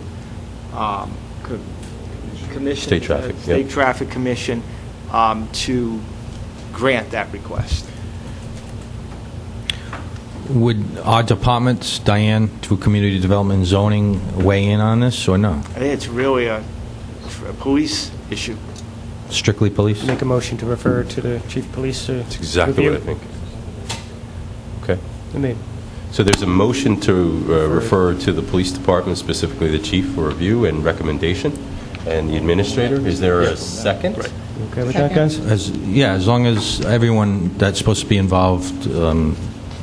So I said through the administration, the administrator, and if we can have everybody's feedback, yes. Does that work for everyone? So we have a motion and a second to refer, to come back to the council with a recommendation, and what next step? Correct, but it starts there, and I believe they're aware it's on its way from the State Traffic Commission to us for input, and then we'll bring it before you. Spectacular. I think the plan moving forward, before we go too far into this anyway, is I will have the sergeant meet up with the gentleman here, and I believe the woman there spoke to me earlier. She's also involved in the petition to highlight her concerns and to give us our side of what we see right out of the box, so we're not spinning our tires in the sand, gaining no ground.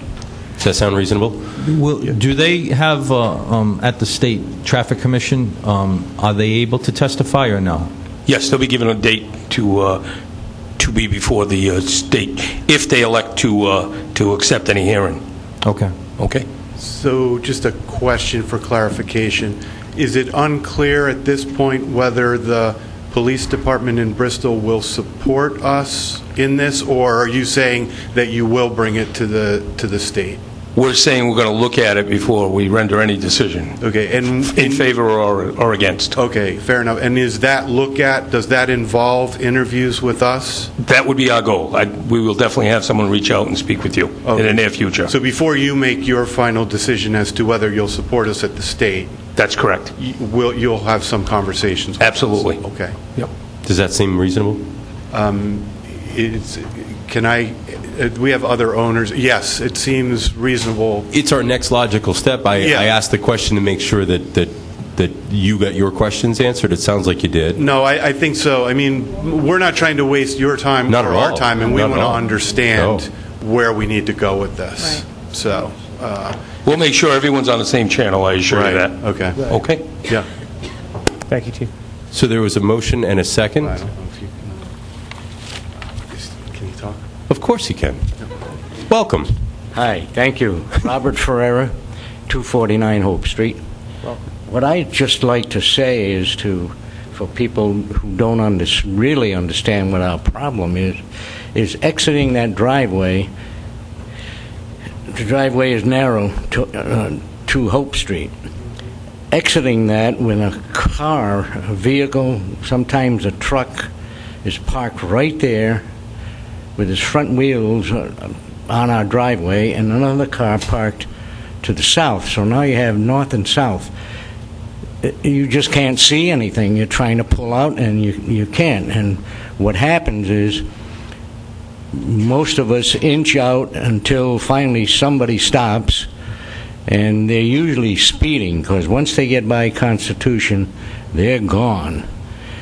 Now, my experience has been on several occasions leaving the driveway, I've had my wife drive the car, and I will get out and get in the middle of Hope Street and stop the traffic and let her come out, and then I'll get in. Now, I don't think we should have to do that, but I think what I'd like you all to understand is it is a major safety issue, and I'm worried there's going to be a major crash there someday. Hopefully there will not be. Thank you. Chief? Thank you. Thank you. Yes. If I could, sir, before you, I would strongly recommend you not get in the road, please. Sometimes someone's not paying attention, and we don't want a serious accident out there. That's number one. The only thing else I will throw out to you is, on a real quick preliminary survey of this, there are 24 other driveways on that same west side of Hope Street from Union to Washington. So just so you're aware that it's not a unique thing there, sir. There are many other driveways along that same strip. Okay. Welcome. Hi, Marcia Tecca. I'm also a resident at 249 Hope Street, and I'm the one who put the petition together. So I thank you very much for your consideration. And with all due respect, sir, this is a unique situation. We are out of the commercial district. We are not a private driveway. There are 14 residents going in and out. And I know that you said you drove past a few times today and there were no cars parked there. That's not the issue. The issue is when there are cars parked there. So please consider that. We're out of the commercial district. We're not a private driveway, and our line of sight is severely, severely limited. We've all had very, very close calls. The second thing, I'd like to clarify again what the process is going to be. So it's in the police department right now. You'll make a recommendation to the council. No, it's going to start at the Traffic Commission, and it's going to come down to us. However, we already have received information, so like we normally do, we want to make sure that there's some validity to what's being said, that first and foremost there's a driveway there, exists at the right address, because once in a while, believe it or not, numbers get mixed, and instead of a driveway, it's a walkway or whatever, and when it gets up to the Traffic Commission, they look at us a little funny. So all we're trying to do is to verify that there is something that needs to be looked at. And they will look at it, we'll have some input, you, the residents from that area, will definitely have input, and then a decision will be made. Okay, one of your personnel, Captain Burke, That's correct. has sent this to the Department of Transportation. He sent the packet that you've seen.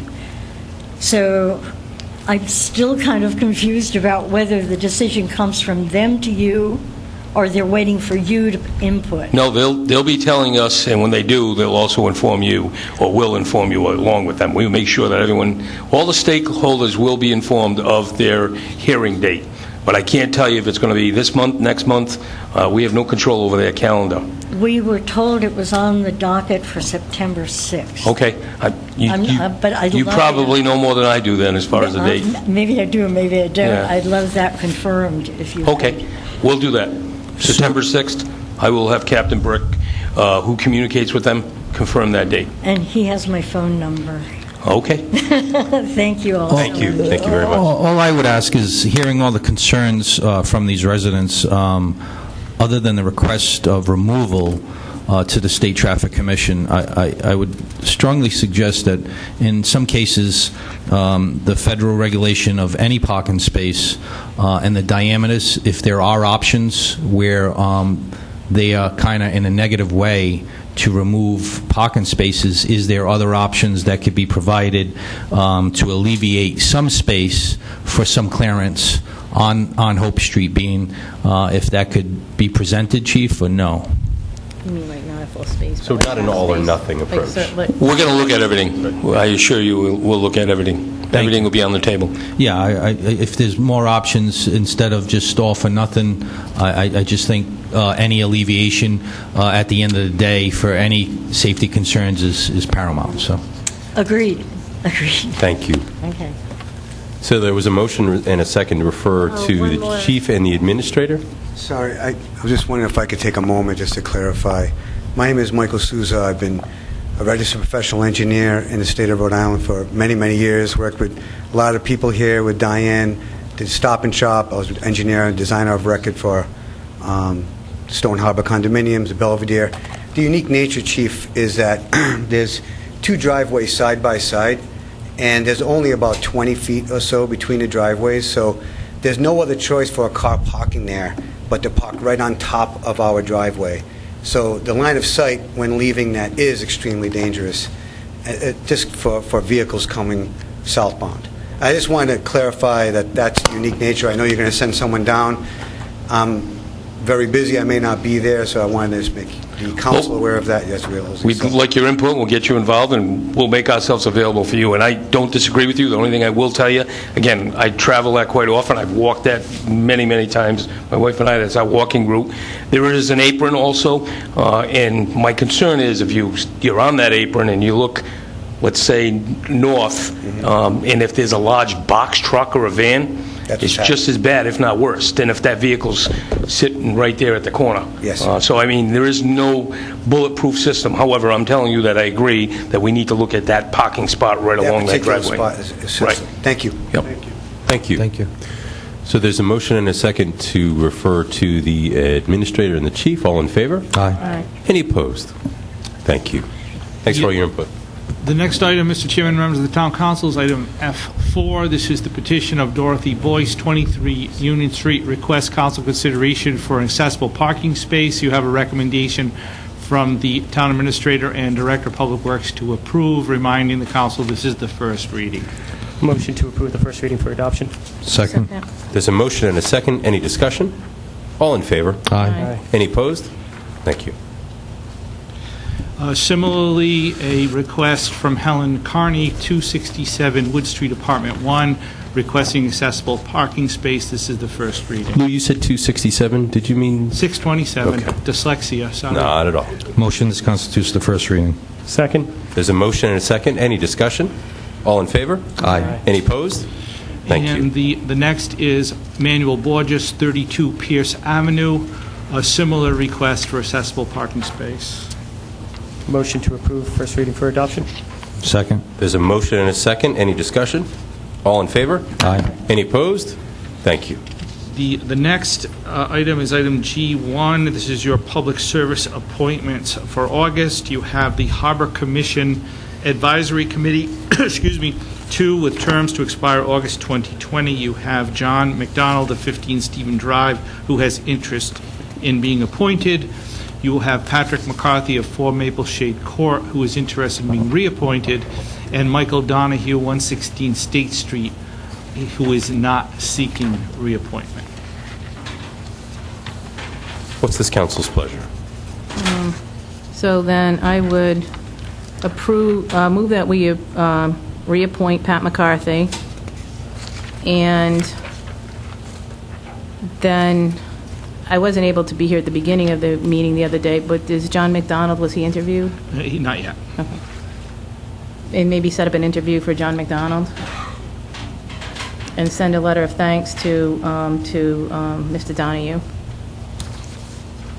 Second. There's a motion and a second. Any discussion? All in favor? Aye. Any opposed? Thank you. The next is the Post-Retirement Benefit Funds Board of Directors with term to expire in August of 2020. You have the request of Michael Lenarsic of 155 Ferry Road, who would like to be reappointed.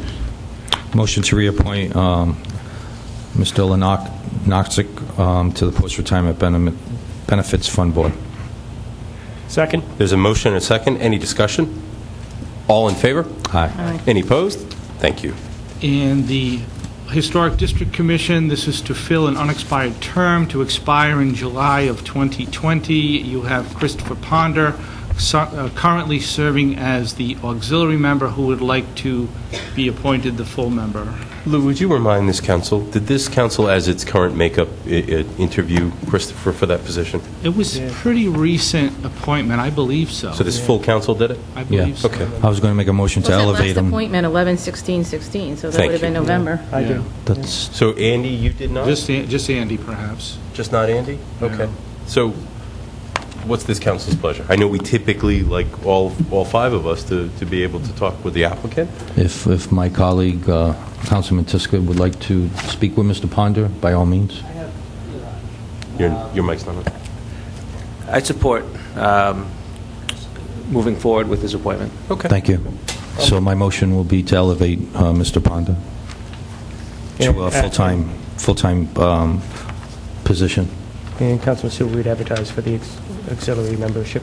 Absolutely. Oh, great. Second. There's a motion and a second. Is there any discussion? All in favor? Aye. Any opposed?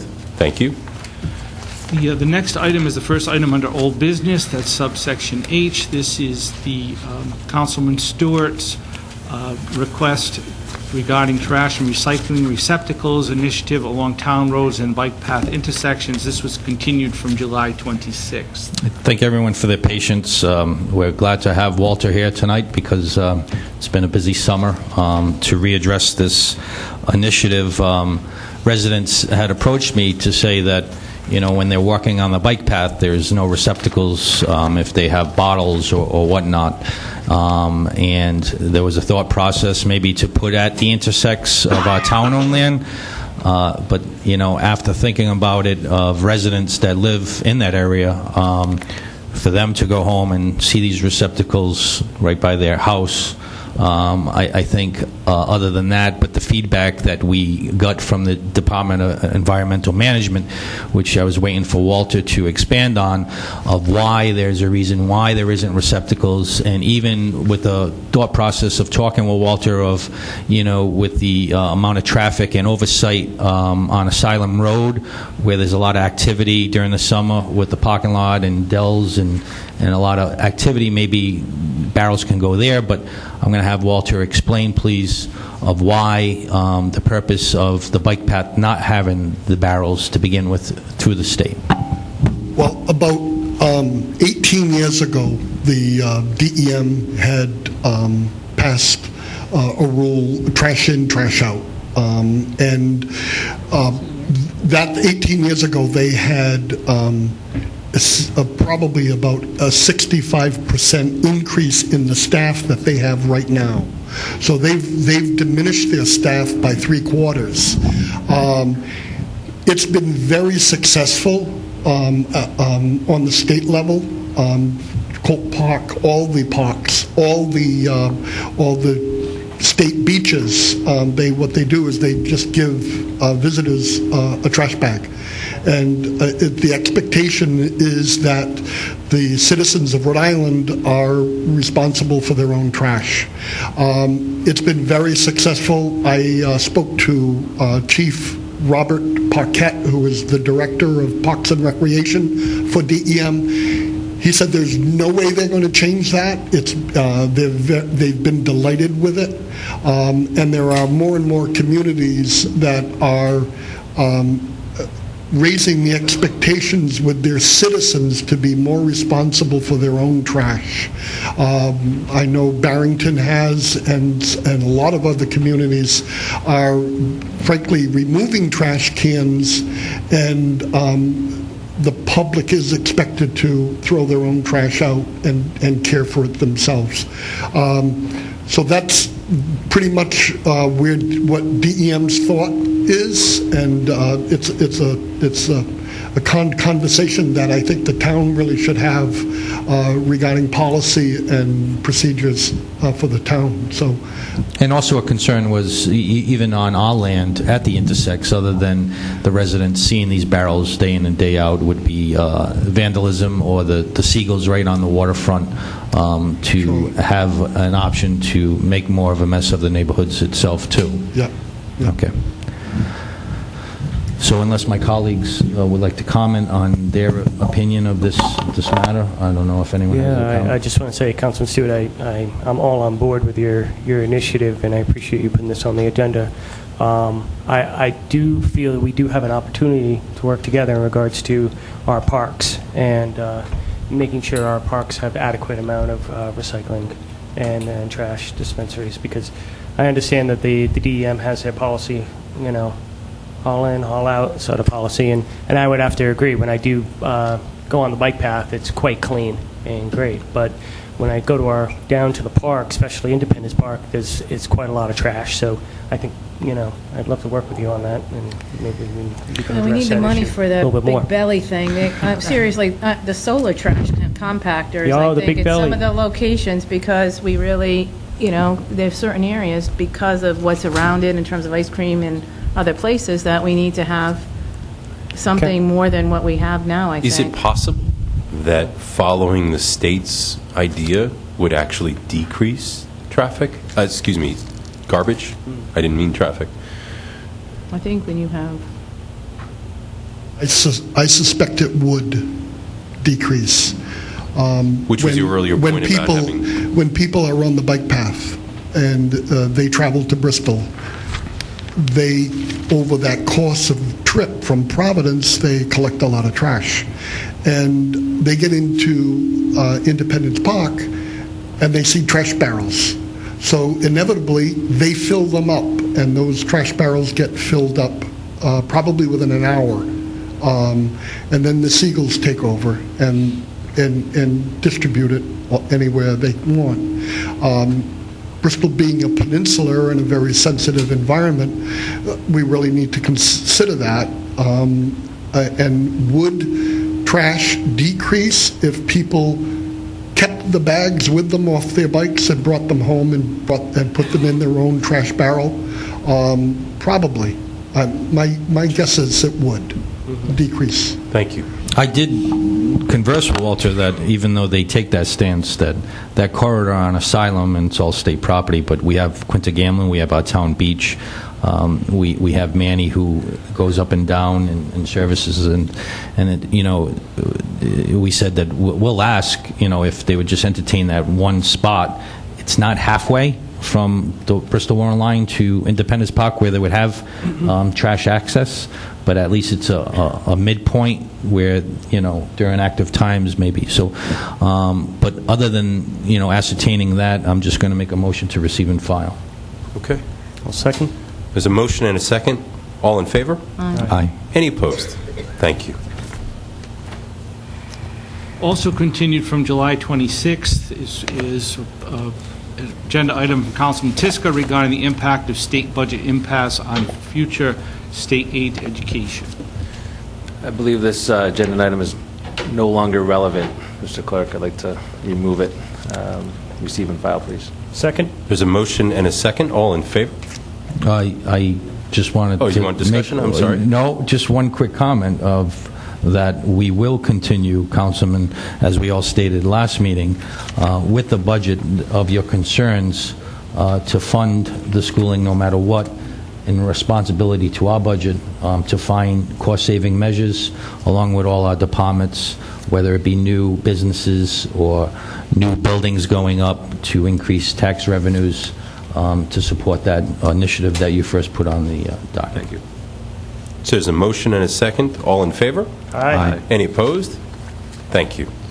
Item I-1 is from the solicitor regarding a proposed amendment to the Colt and Gutierrez School Fund policy. This came out of discussion we had in terms of good accounting principles, that instead of just looking at the past year's interest that was made on the fund, you'd go back about 4 years and do an average. I think it makes a lot of sense, and before you get another request in, makes sense to have the policy in place if you agree. Thank you for doing this. I know I requested this last time, and my colleagues and I definitely saw the value, so did the treasurer. So we just need a motion to approve the updated policy. So moved. So moved. Second. There's a motion and a second. Pick one. All in favor? Aye. Any opposed? Thank you. The next item is from bond counsel regarding the borrowing resolutions. That's 1.435 million general obligation judgment bond series 2017D. Julie, this is a lot of money, as it always is. Could you just take a moment to share with us and, as importantly, the public on what this is? Yes. This is borrowing as a result of our loss on the lawsuit resulting from more ensuing ride for the recalculation on the funding formula. So our liability back from 2016 was about $1.4 million, and so this borrowing in front of you is $1,435,000, which will include the cost of issuance on the bond to be repaid over 10 years. Thank you. What's this council's pleasure? Motion to adopt the resolution. Second. There's a motion and a second. Mr. Administrator, do you want to share something? I just want to reiterate that's from 2016. Right. Okay. Thank you. Thank you for that clarity. There's a motion and a second to adopt? The resolution, yes. Thank you. Adopt the resolution. All in favor? Aye. Any opposed? Thank you. So does this clear us all up now? It does. It will. The next item is item I3, and this is from Councilman Stewart regarding request for a study for a municipal waste oil collection program.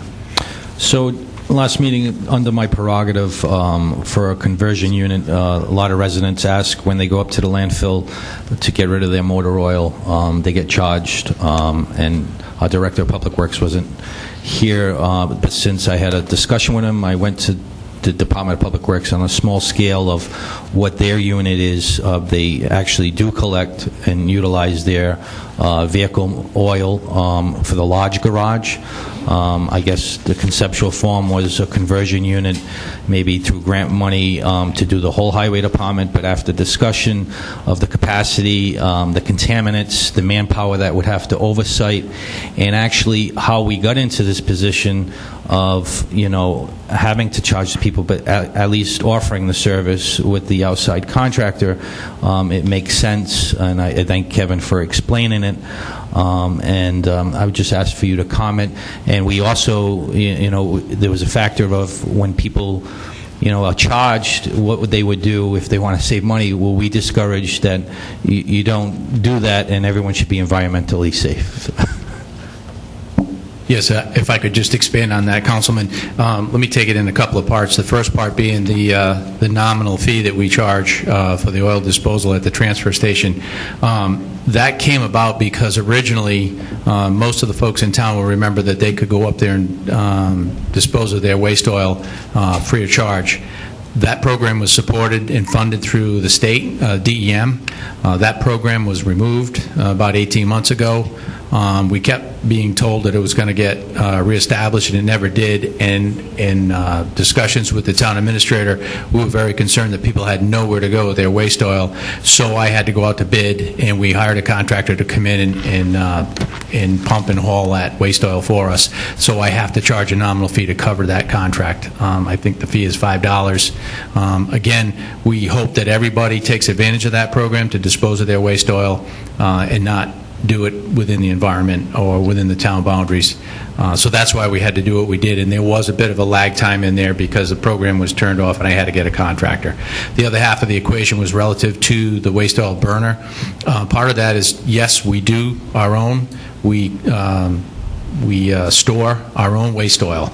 And part of that is you've got to meet all the DEM hazmat compliance requirements, which is spill protection and everything else that goes with that. So you just can't have an exorbitant amount of waste oil stored, figuring you're going to use it in the winter to heat your garage. So we store what we can contain and meet the standards in accordance with DEM rules and regulations, and also we use that to heat the main working maintenance bays in the winter for as much as we can.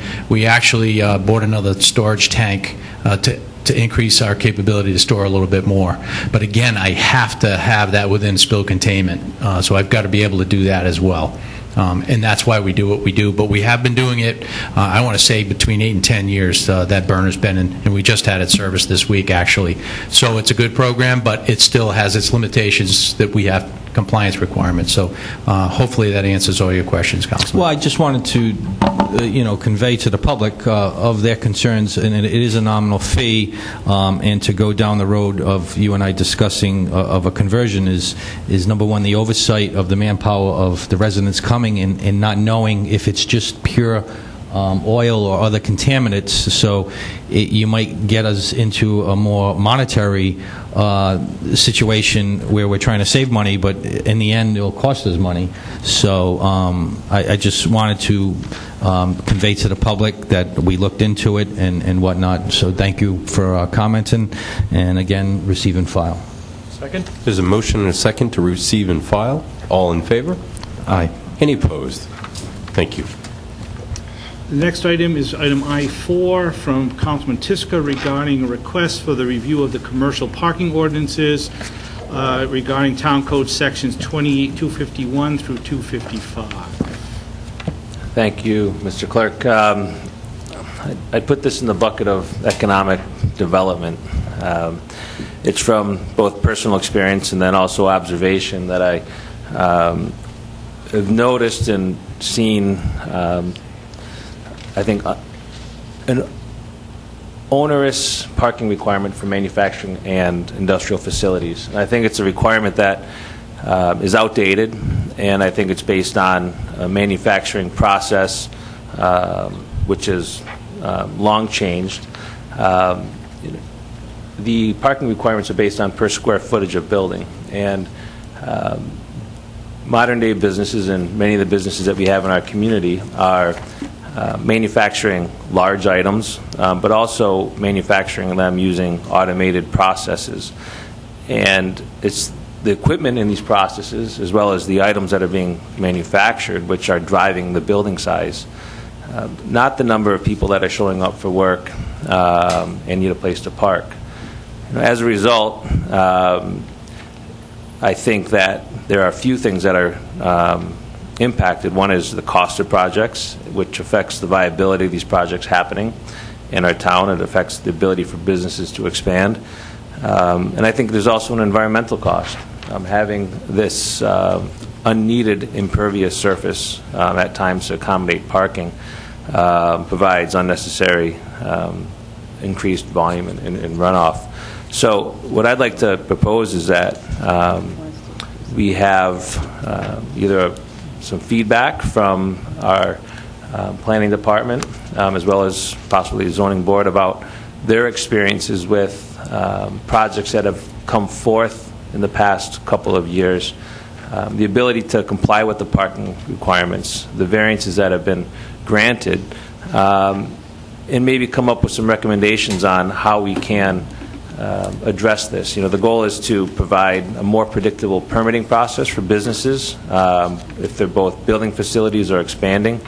And so I'd like to understand better if there's other communities that have addressed this by either reducing the requirements in the table for parking, or if it'd be possible to consider administrative waivers to parking to remove some of the barriers for permitting these projects, or if there's other ways that we can address what I think is in some ways a barrier to economic development.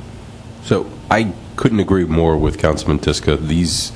This ordinance was put in place when you needed more people to do the same thing. So I think it's very appropriate that we look at changing this, offer some opportunities for making this easier for our business owners. And I do also agree that I think zoning board and referring this to the zoning board through community development, Diane, and coming back to this council with a recommendation for a change on.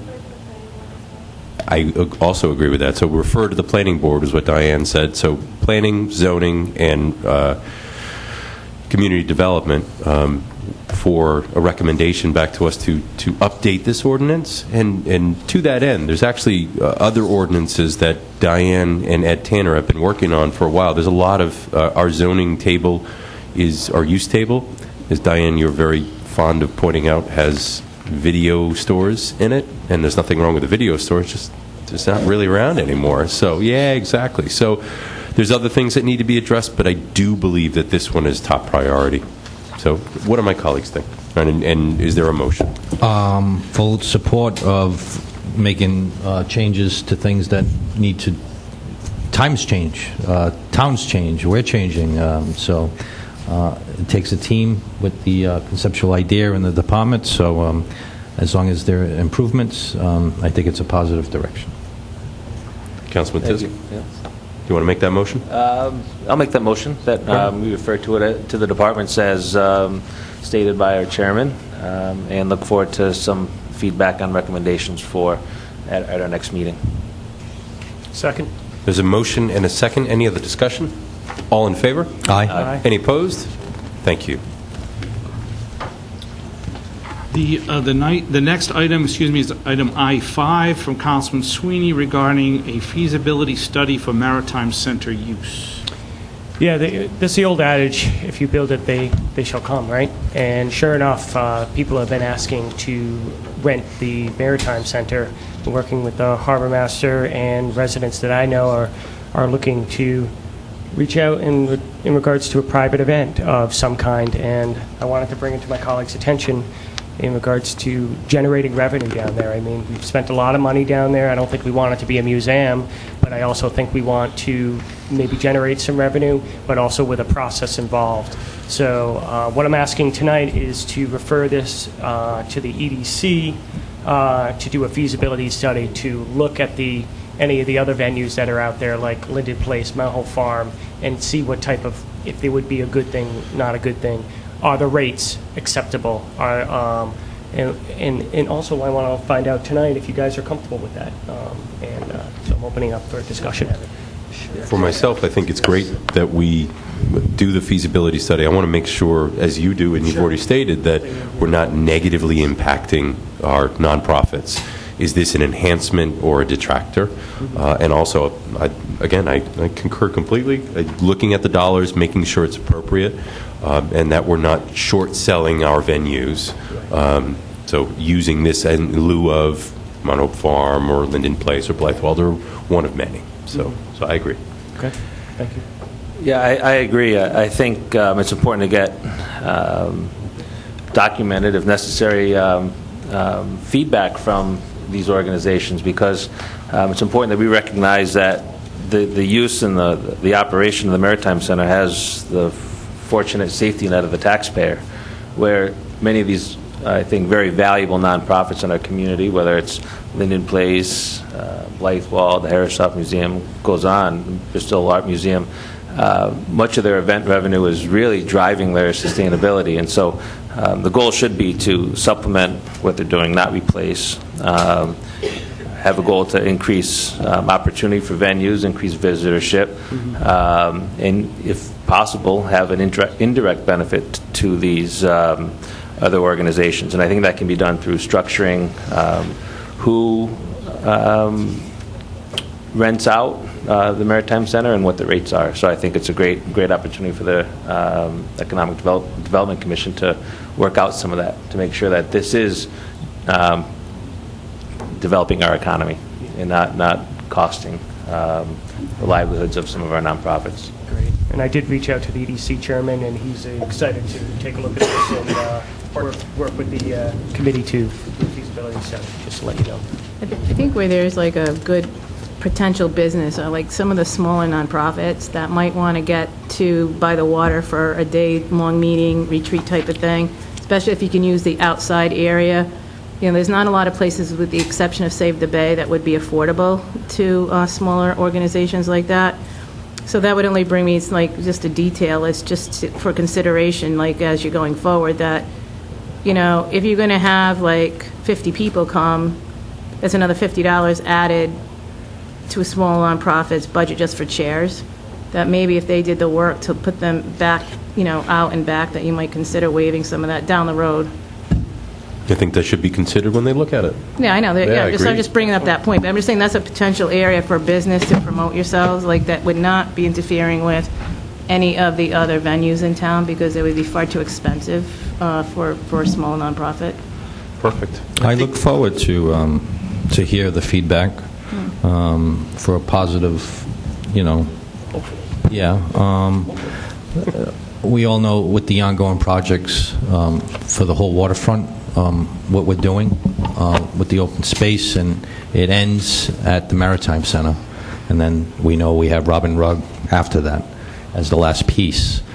And I want to thank the administrator on a part-time basis for opening up.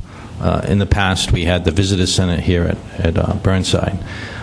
I'm going to be an advocate, since we're talking about the Maritime Center. We made the residents made a big investment with that building, and I think once the whole waterfront is built the way we're doing the boardwalk and the vibrant tourism that we're experiencing now down on Thames Street, I'm still trying to secure some money for a kiosk to actually, with all of our tourism and whatnot, to have that kiosk at the Maritime Center, since it's, you know, everyone's there. We got a manpower, you know, we got to worry about manpower at the Burnside building. At the Maritime Center, you know, we want that as a hub, and actually get back our money of that investment and utilize it in many ways in tandem. So, Great. Greg, did you have anything to add before I make my motion? I think when we put that form together, just put together, and when we talk about chair rentals and stuff like that, that was only because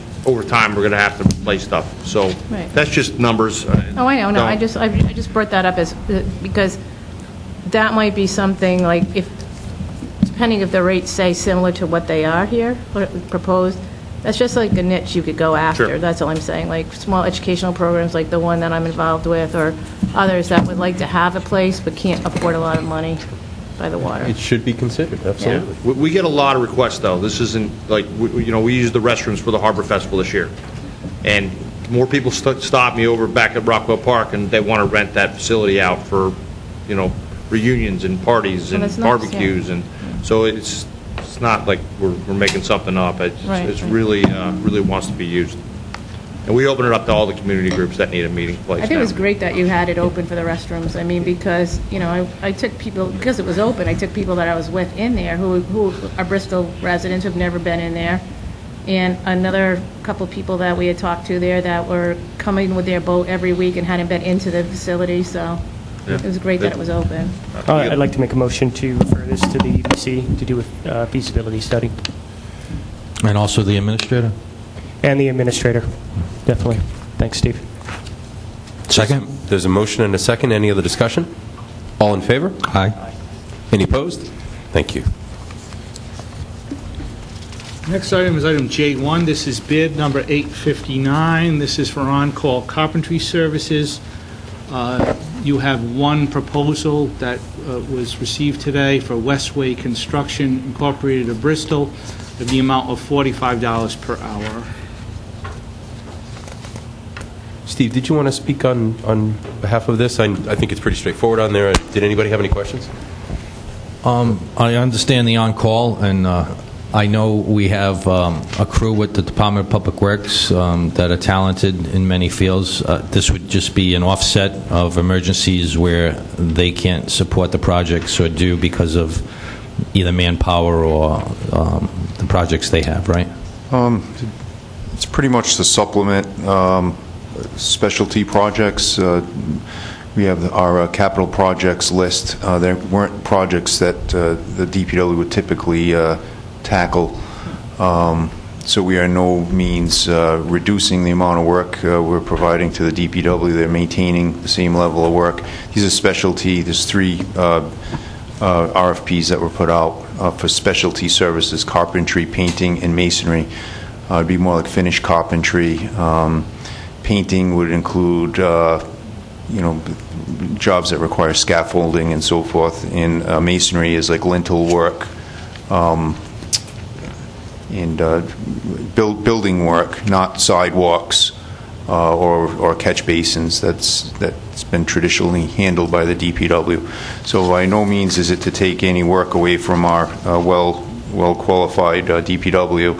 This is specialty above and beyond that we would normally hire a carpenter. Why we went out to call for it is typically we have to go out and get 3 quotes for small jobs over $1,000. It's very difficult to get the quotes back, and it takes weeks and months, and it's not everybody wants to respond when they only have a chance of receiving the bid. So we put this out and went out to the public, and so now this person is available for small jobs that are specialty related. Make a motion to refer to the town administrator to act in the best interest of the town, and all the licenses and liabilities are met with the said bid. Second. There's a motion and a second. Is there any other discussion? All in favor? Aye. Any opposed? Thank you. Similarly, item J2, this is for bid number 860. This is for on-call interior and exterior painting services. You have one proposal provided by Westway Construction of Bristol in the same amount of $45 per hour. Again, make a motion to refer to the town administrator to act in the best interest of the town. Second. There's a motion and a second. Any other discussion? All in favor? Aye. Any opposed? Thank you. And lastly, you have bid 861. This is for on-call masonry repair services. You have 3 bids received. The first is from Cornerstone Restoration of Barrington, the amount of $124 per hour. The second from John Pacheco Masonry Company Incorporated of Bristol, the amount of $50 per hour. And the third from Elite Masonry, also of Bristol, in the amount of $73 per hour.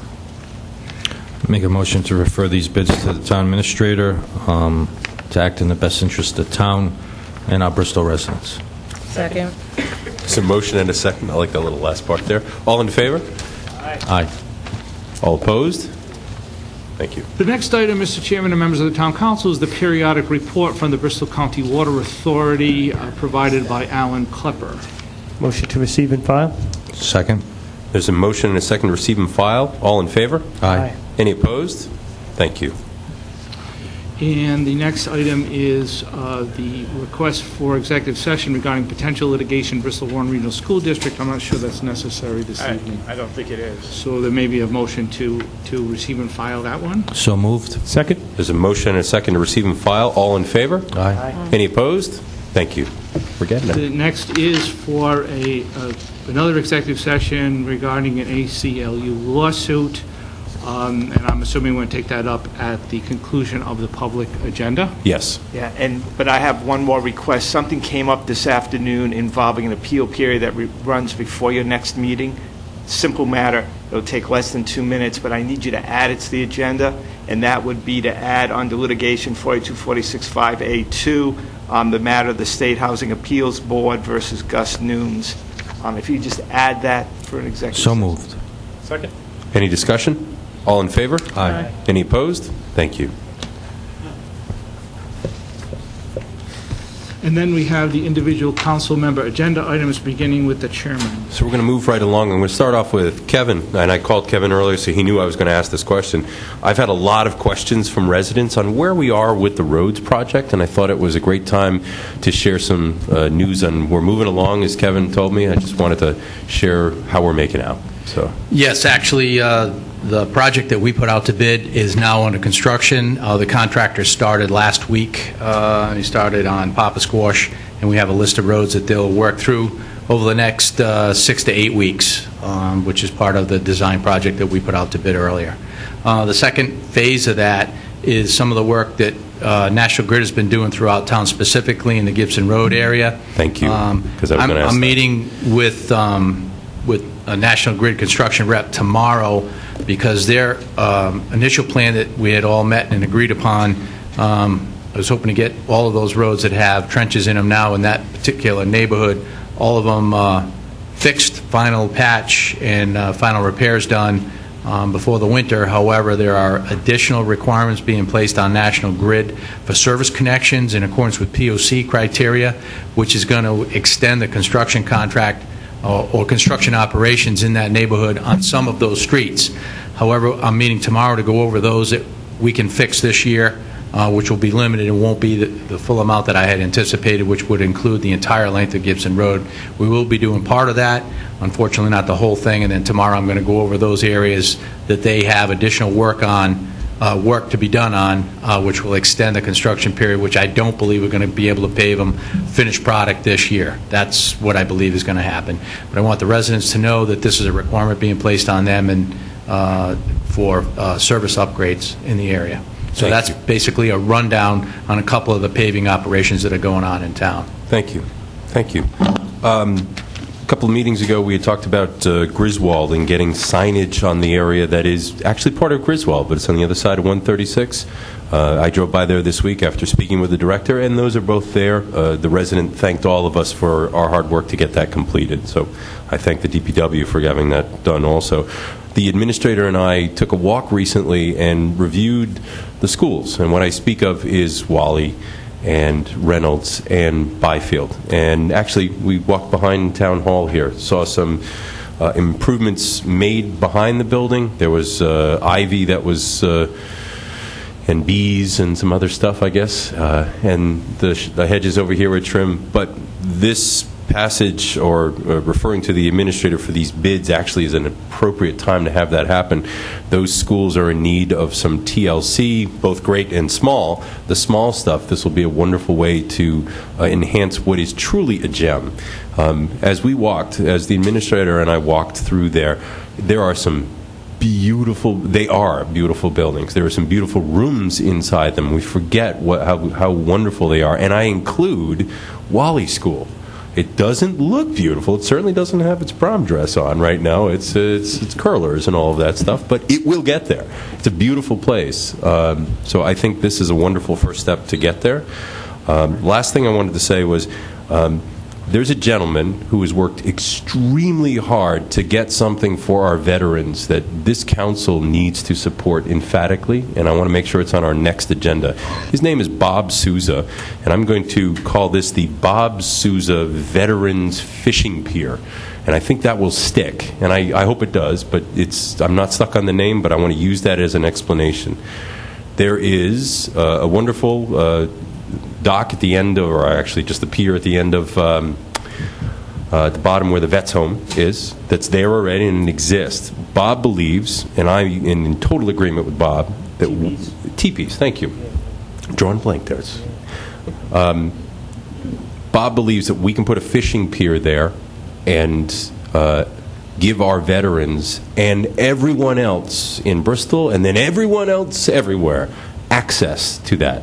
The goal is specifically for the veterans, make it wheelchair accessible and easy to get on and off. And we often talk about, and we talked about this recently, about how much we care about our seniors, how much we care about veterans. I think this is an appreciable way to show that.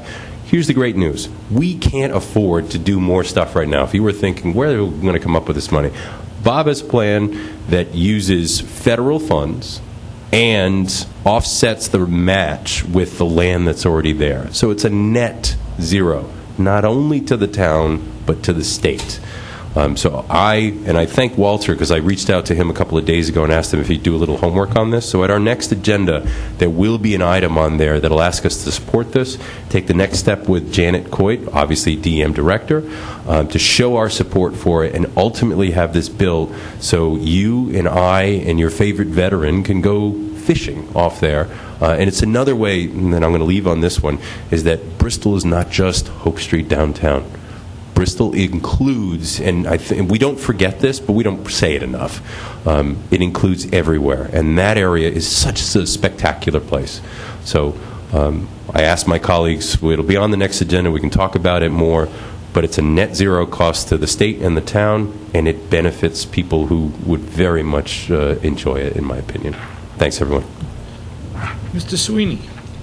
Speaking of spectacular places, I was on Saturday, August 12th, I had the opportunity to run across the Mount Hope Bridge with 850 people. It was an amazing time, really, really cool. You get across the bridge and you get to see the view and then come down. It's kind of a unique moment. A lot of young kids running incredible times from Bristol. I couldn't believe it. I think the winning time was 16 minutes for 5K, which was crazy. So it was a really neat experience. And then from there, I went to the Harbor Festival, which was also a great event. So these are good events to put on your lists if you're listening. And the food was great. The music was wonderful in the day. It really turned out to be a wonderful day. So, sometimes you just don't need to leave town. You can stay right here. Usually don't. But anyway, that's and then finally, I just wanted to pass an article out to my colleagues in regards to composting. Literally 30% of all your garbage waste is could be composted. So I was talking to Kevin about possible composting bins that we could encourage residents to have at their houses. Not that we'd pick it up, but it may curb tipping fees in the long run. So I'll pass this around to you guys so you guys can take a look at it. Thank you. But anyway, that's it. Have a great Labor Day weekend. Mr. Tiska.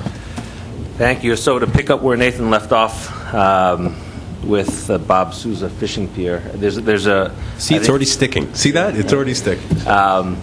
There's a Bristol-based nonprofit called the Shannon River Project, which has been working very hard to convert both power and sailing vessels to make them handicap accessible. And this nonprofit has used that very pier as it exists now in a cumbersome sort of way to do exactly what you're saying, is take veterans out fishing. So I think that's an important piece to include in the design of this pier is not just accessibility by wheelchair to the pier, but then off the pier and onto vessels, and taking it one step further. So I just want to make sure that as we consider those accommodations are made, whatever they may be. Secondly, again, under the heading Economic Development, I wanted to address some comments in the public about what the town council is doing or not doing related to advancing the creation of jobs and businesses in Bristol. And first, I want to applaud the Economic Development Commission, the EDC, and the workshop that our colleagues had, addressing a series of recommendations that the EDC made, modifications to our town code. And without getting into specifics, I want to reiterate a specific comment by the chairman, which was somewhat of a surprise. I said this? Oh, no, the chairman of the EDC, not our chairman here, the chairman of the EDC. Surprised as far as how good they were in relation to being non-restrictive to our businesses. And I think that was a great workshop, and I applaud the EDC for those efforts that they made, and which will continue as they work through other sections of the town code. So also I want to provide some examples of where we're seeing successes in town. For example, Josh, who's founded a company called Orbit Motion. He's born in Bristol, went to URI, worked for a company on the Cape, acquired a spin-off subsidiary of this company, and 2 years ago started a company with 2 employees and now has expanded to 6 employees. And they're doing some pretty amazing stuff. They're developing software and machines that will first fold cardboard boxes and then pack bags of potato chips in those cartons. And so that's pretty amazing that they're, I think, automating some jobs, which in turn is creating jobs at a higher level of skill and a higher pay. And that's happening in Bristol sort of under the cloak of darkness, I would say, because not many people know about it. And I think those are the shining stars of our community. You know, there's the Moore brothers, which is a Warren family that started a business in their garage 2 years ago, and they started a composite shop, and they acquired a larger business and are expanding and creating another 8 jobs in town this year.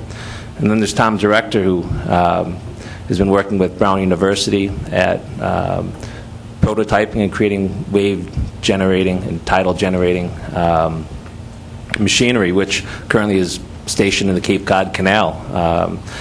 And so he's attracting all kinds of world-renowned people to review these prototypes. So Bristol really is happening for businesses, innovation, and development. And so, you know, I think to answer the question, what are we doing? You know, I think a lot of ways we're investing in our youth, in our school systems. You know, these youth are leaving, going to college, but coming back and starting businesses here. And that's a reason why I think continuing to make investments to connect businesses that are here to our high schools and middle schools and elementary schools is key to make sure that people continue to innovate here in Bristol. You know, so we're providing opportunity to our residents in this manner. You know, and also as a town council, we're acknowledging an industry cluster, which I think has a lot of attraction for others to come here. There's plenty of resources, suppliers, distributors, which the proximity of locating a business here is absolutely a competitive advantage. So there's no doubt we're doing some great things, and I think I wanted to just take this opportunity to remind everyone of that and continue to push that way. So thank you. Ms. Perrella. Just a couple of things. I also just wanted to comment about the Harbor Fest. It was really, really terrific to see, and getting more and more boats, I think, coming to the blessing of the fleet, it seems like, the last couple of years. Since it started, your stuffy competition is always terrific, and you're getting more and more people coming to that. And,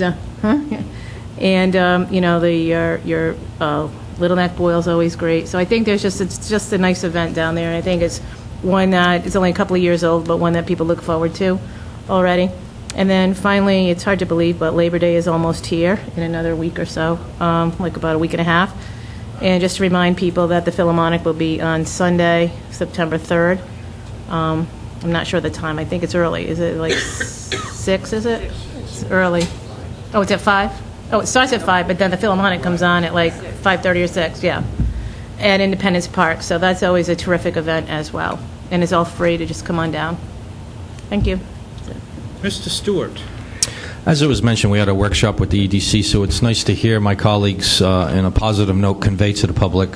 It's not said enough because sometimes the perception is, you know, if the people don't know, everyone has their own lives, but Bristol is moving forward. We are aware.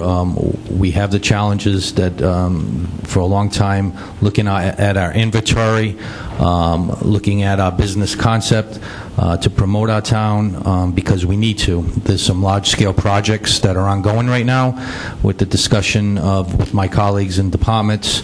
It is crucial to make an inviting environment for Bristol with true entrepreneurs just for our tax base alone to move our town forward.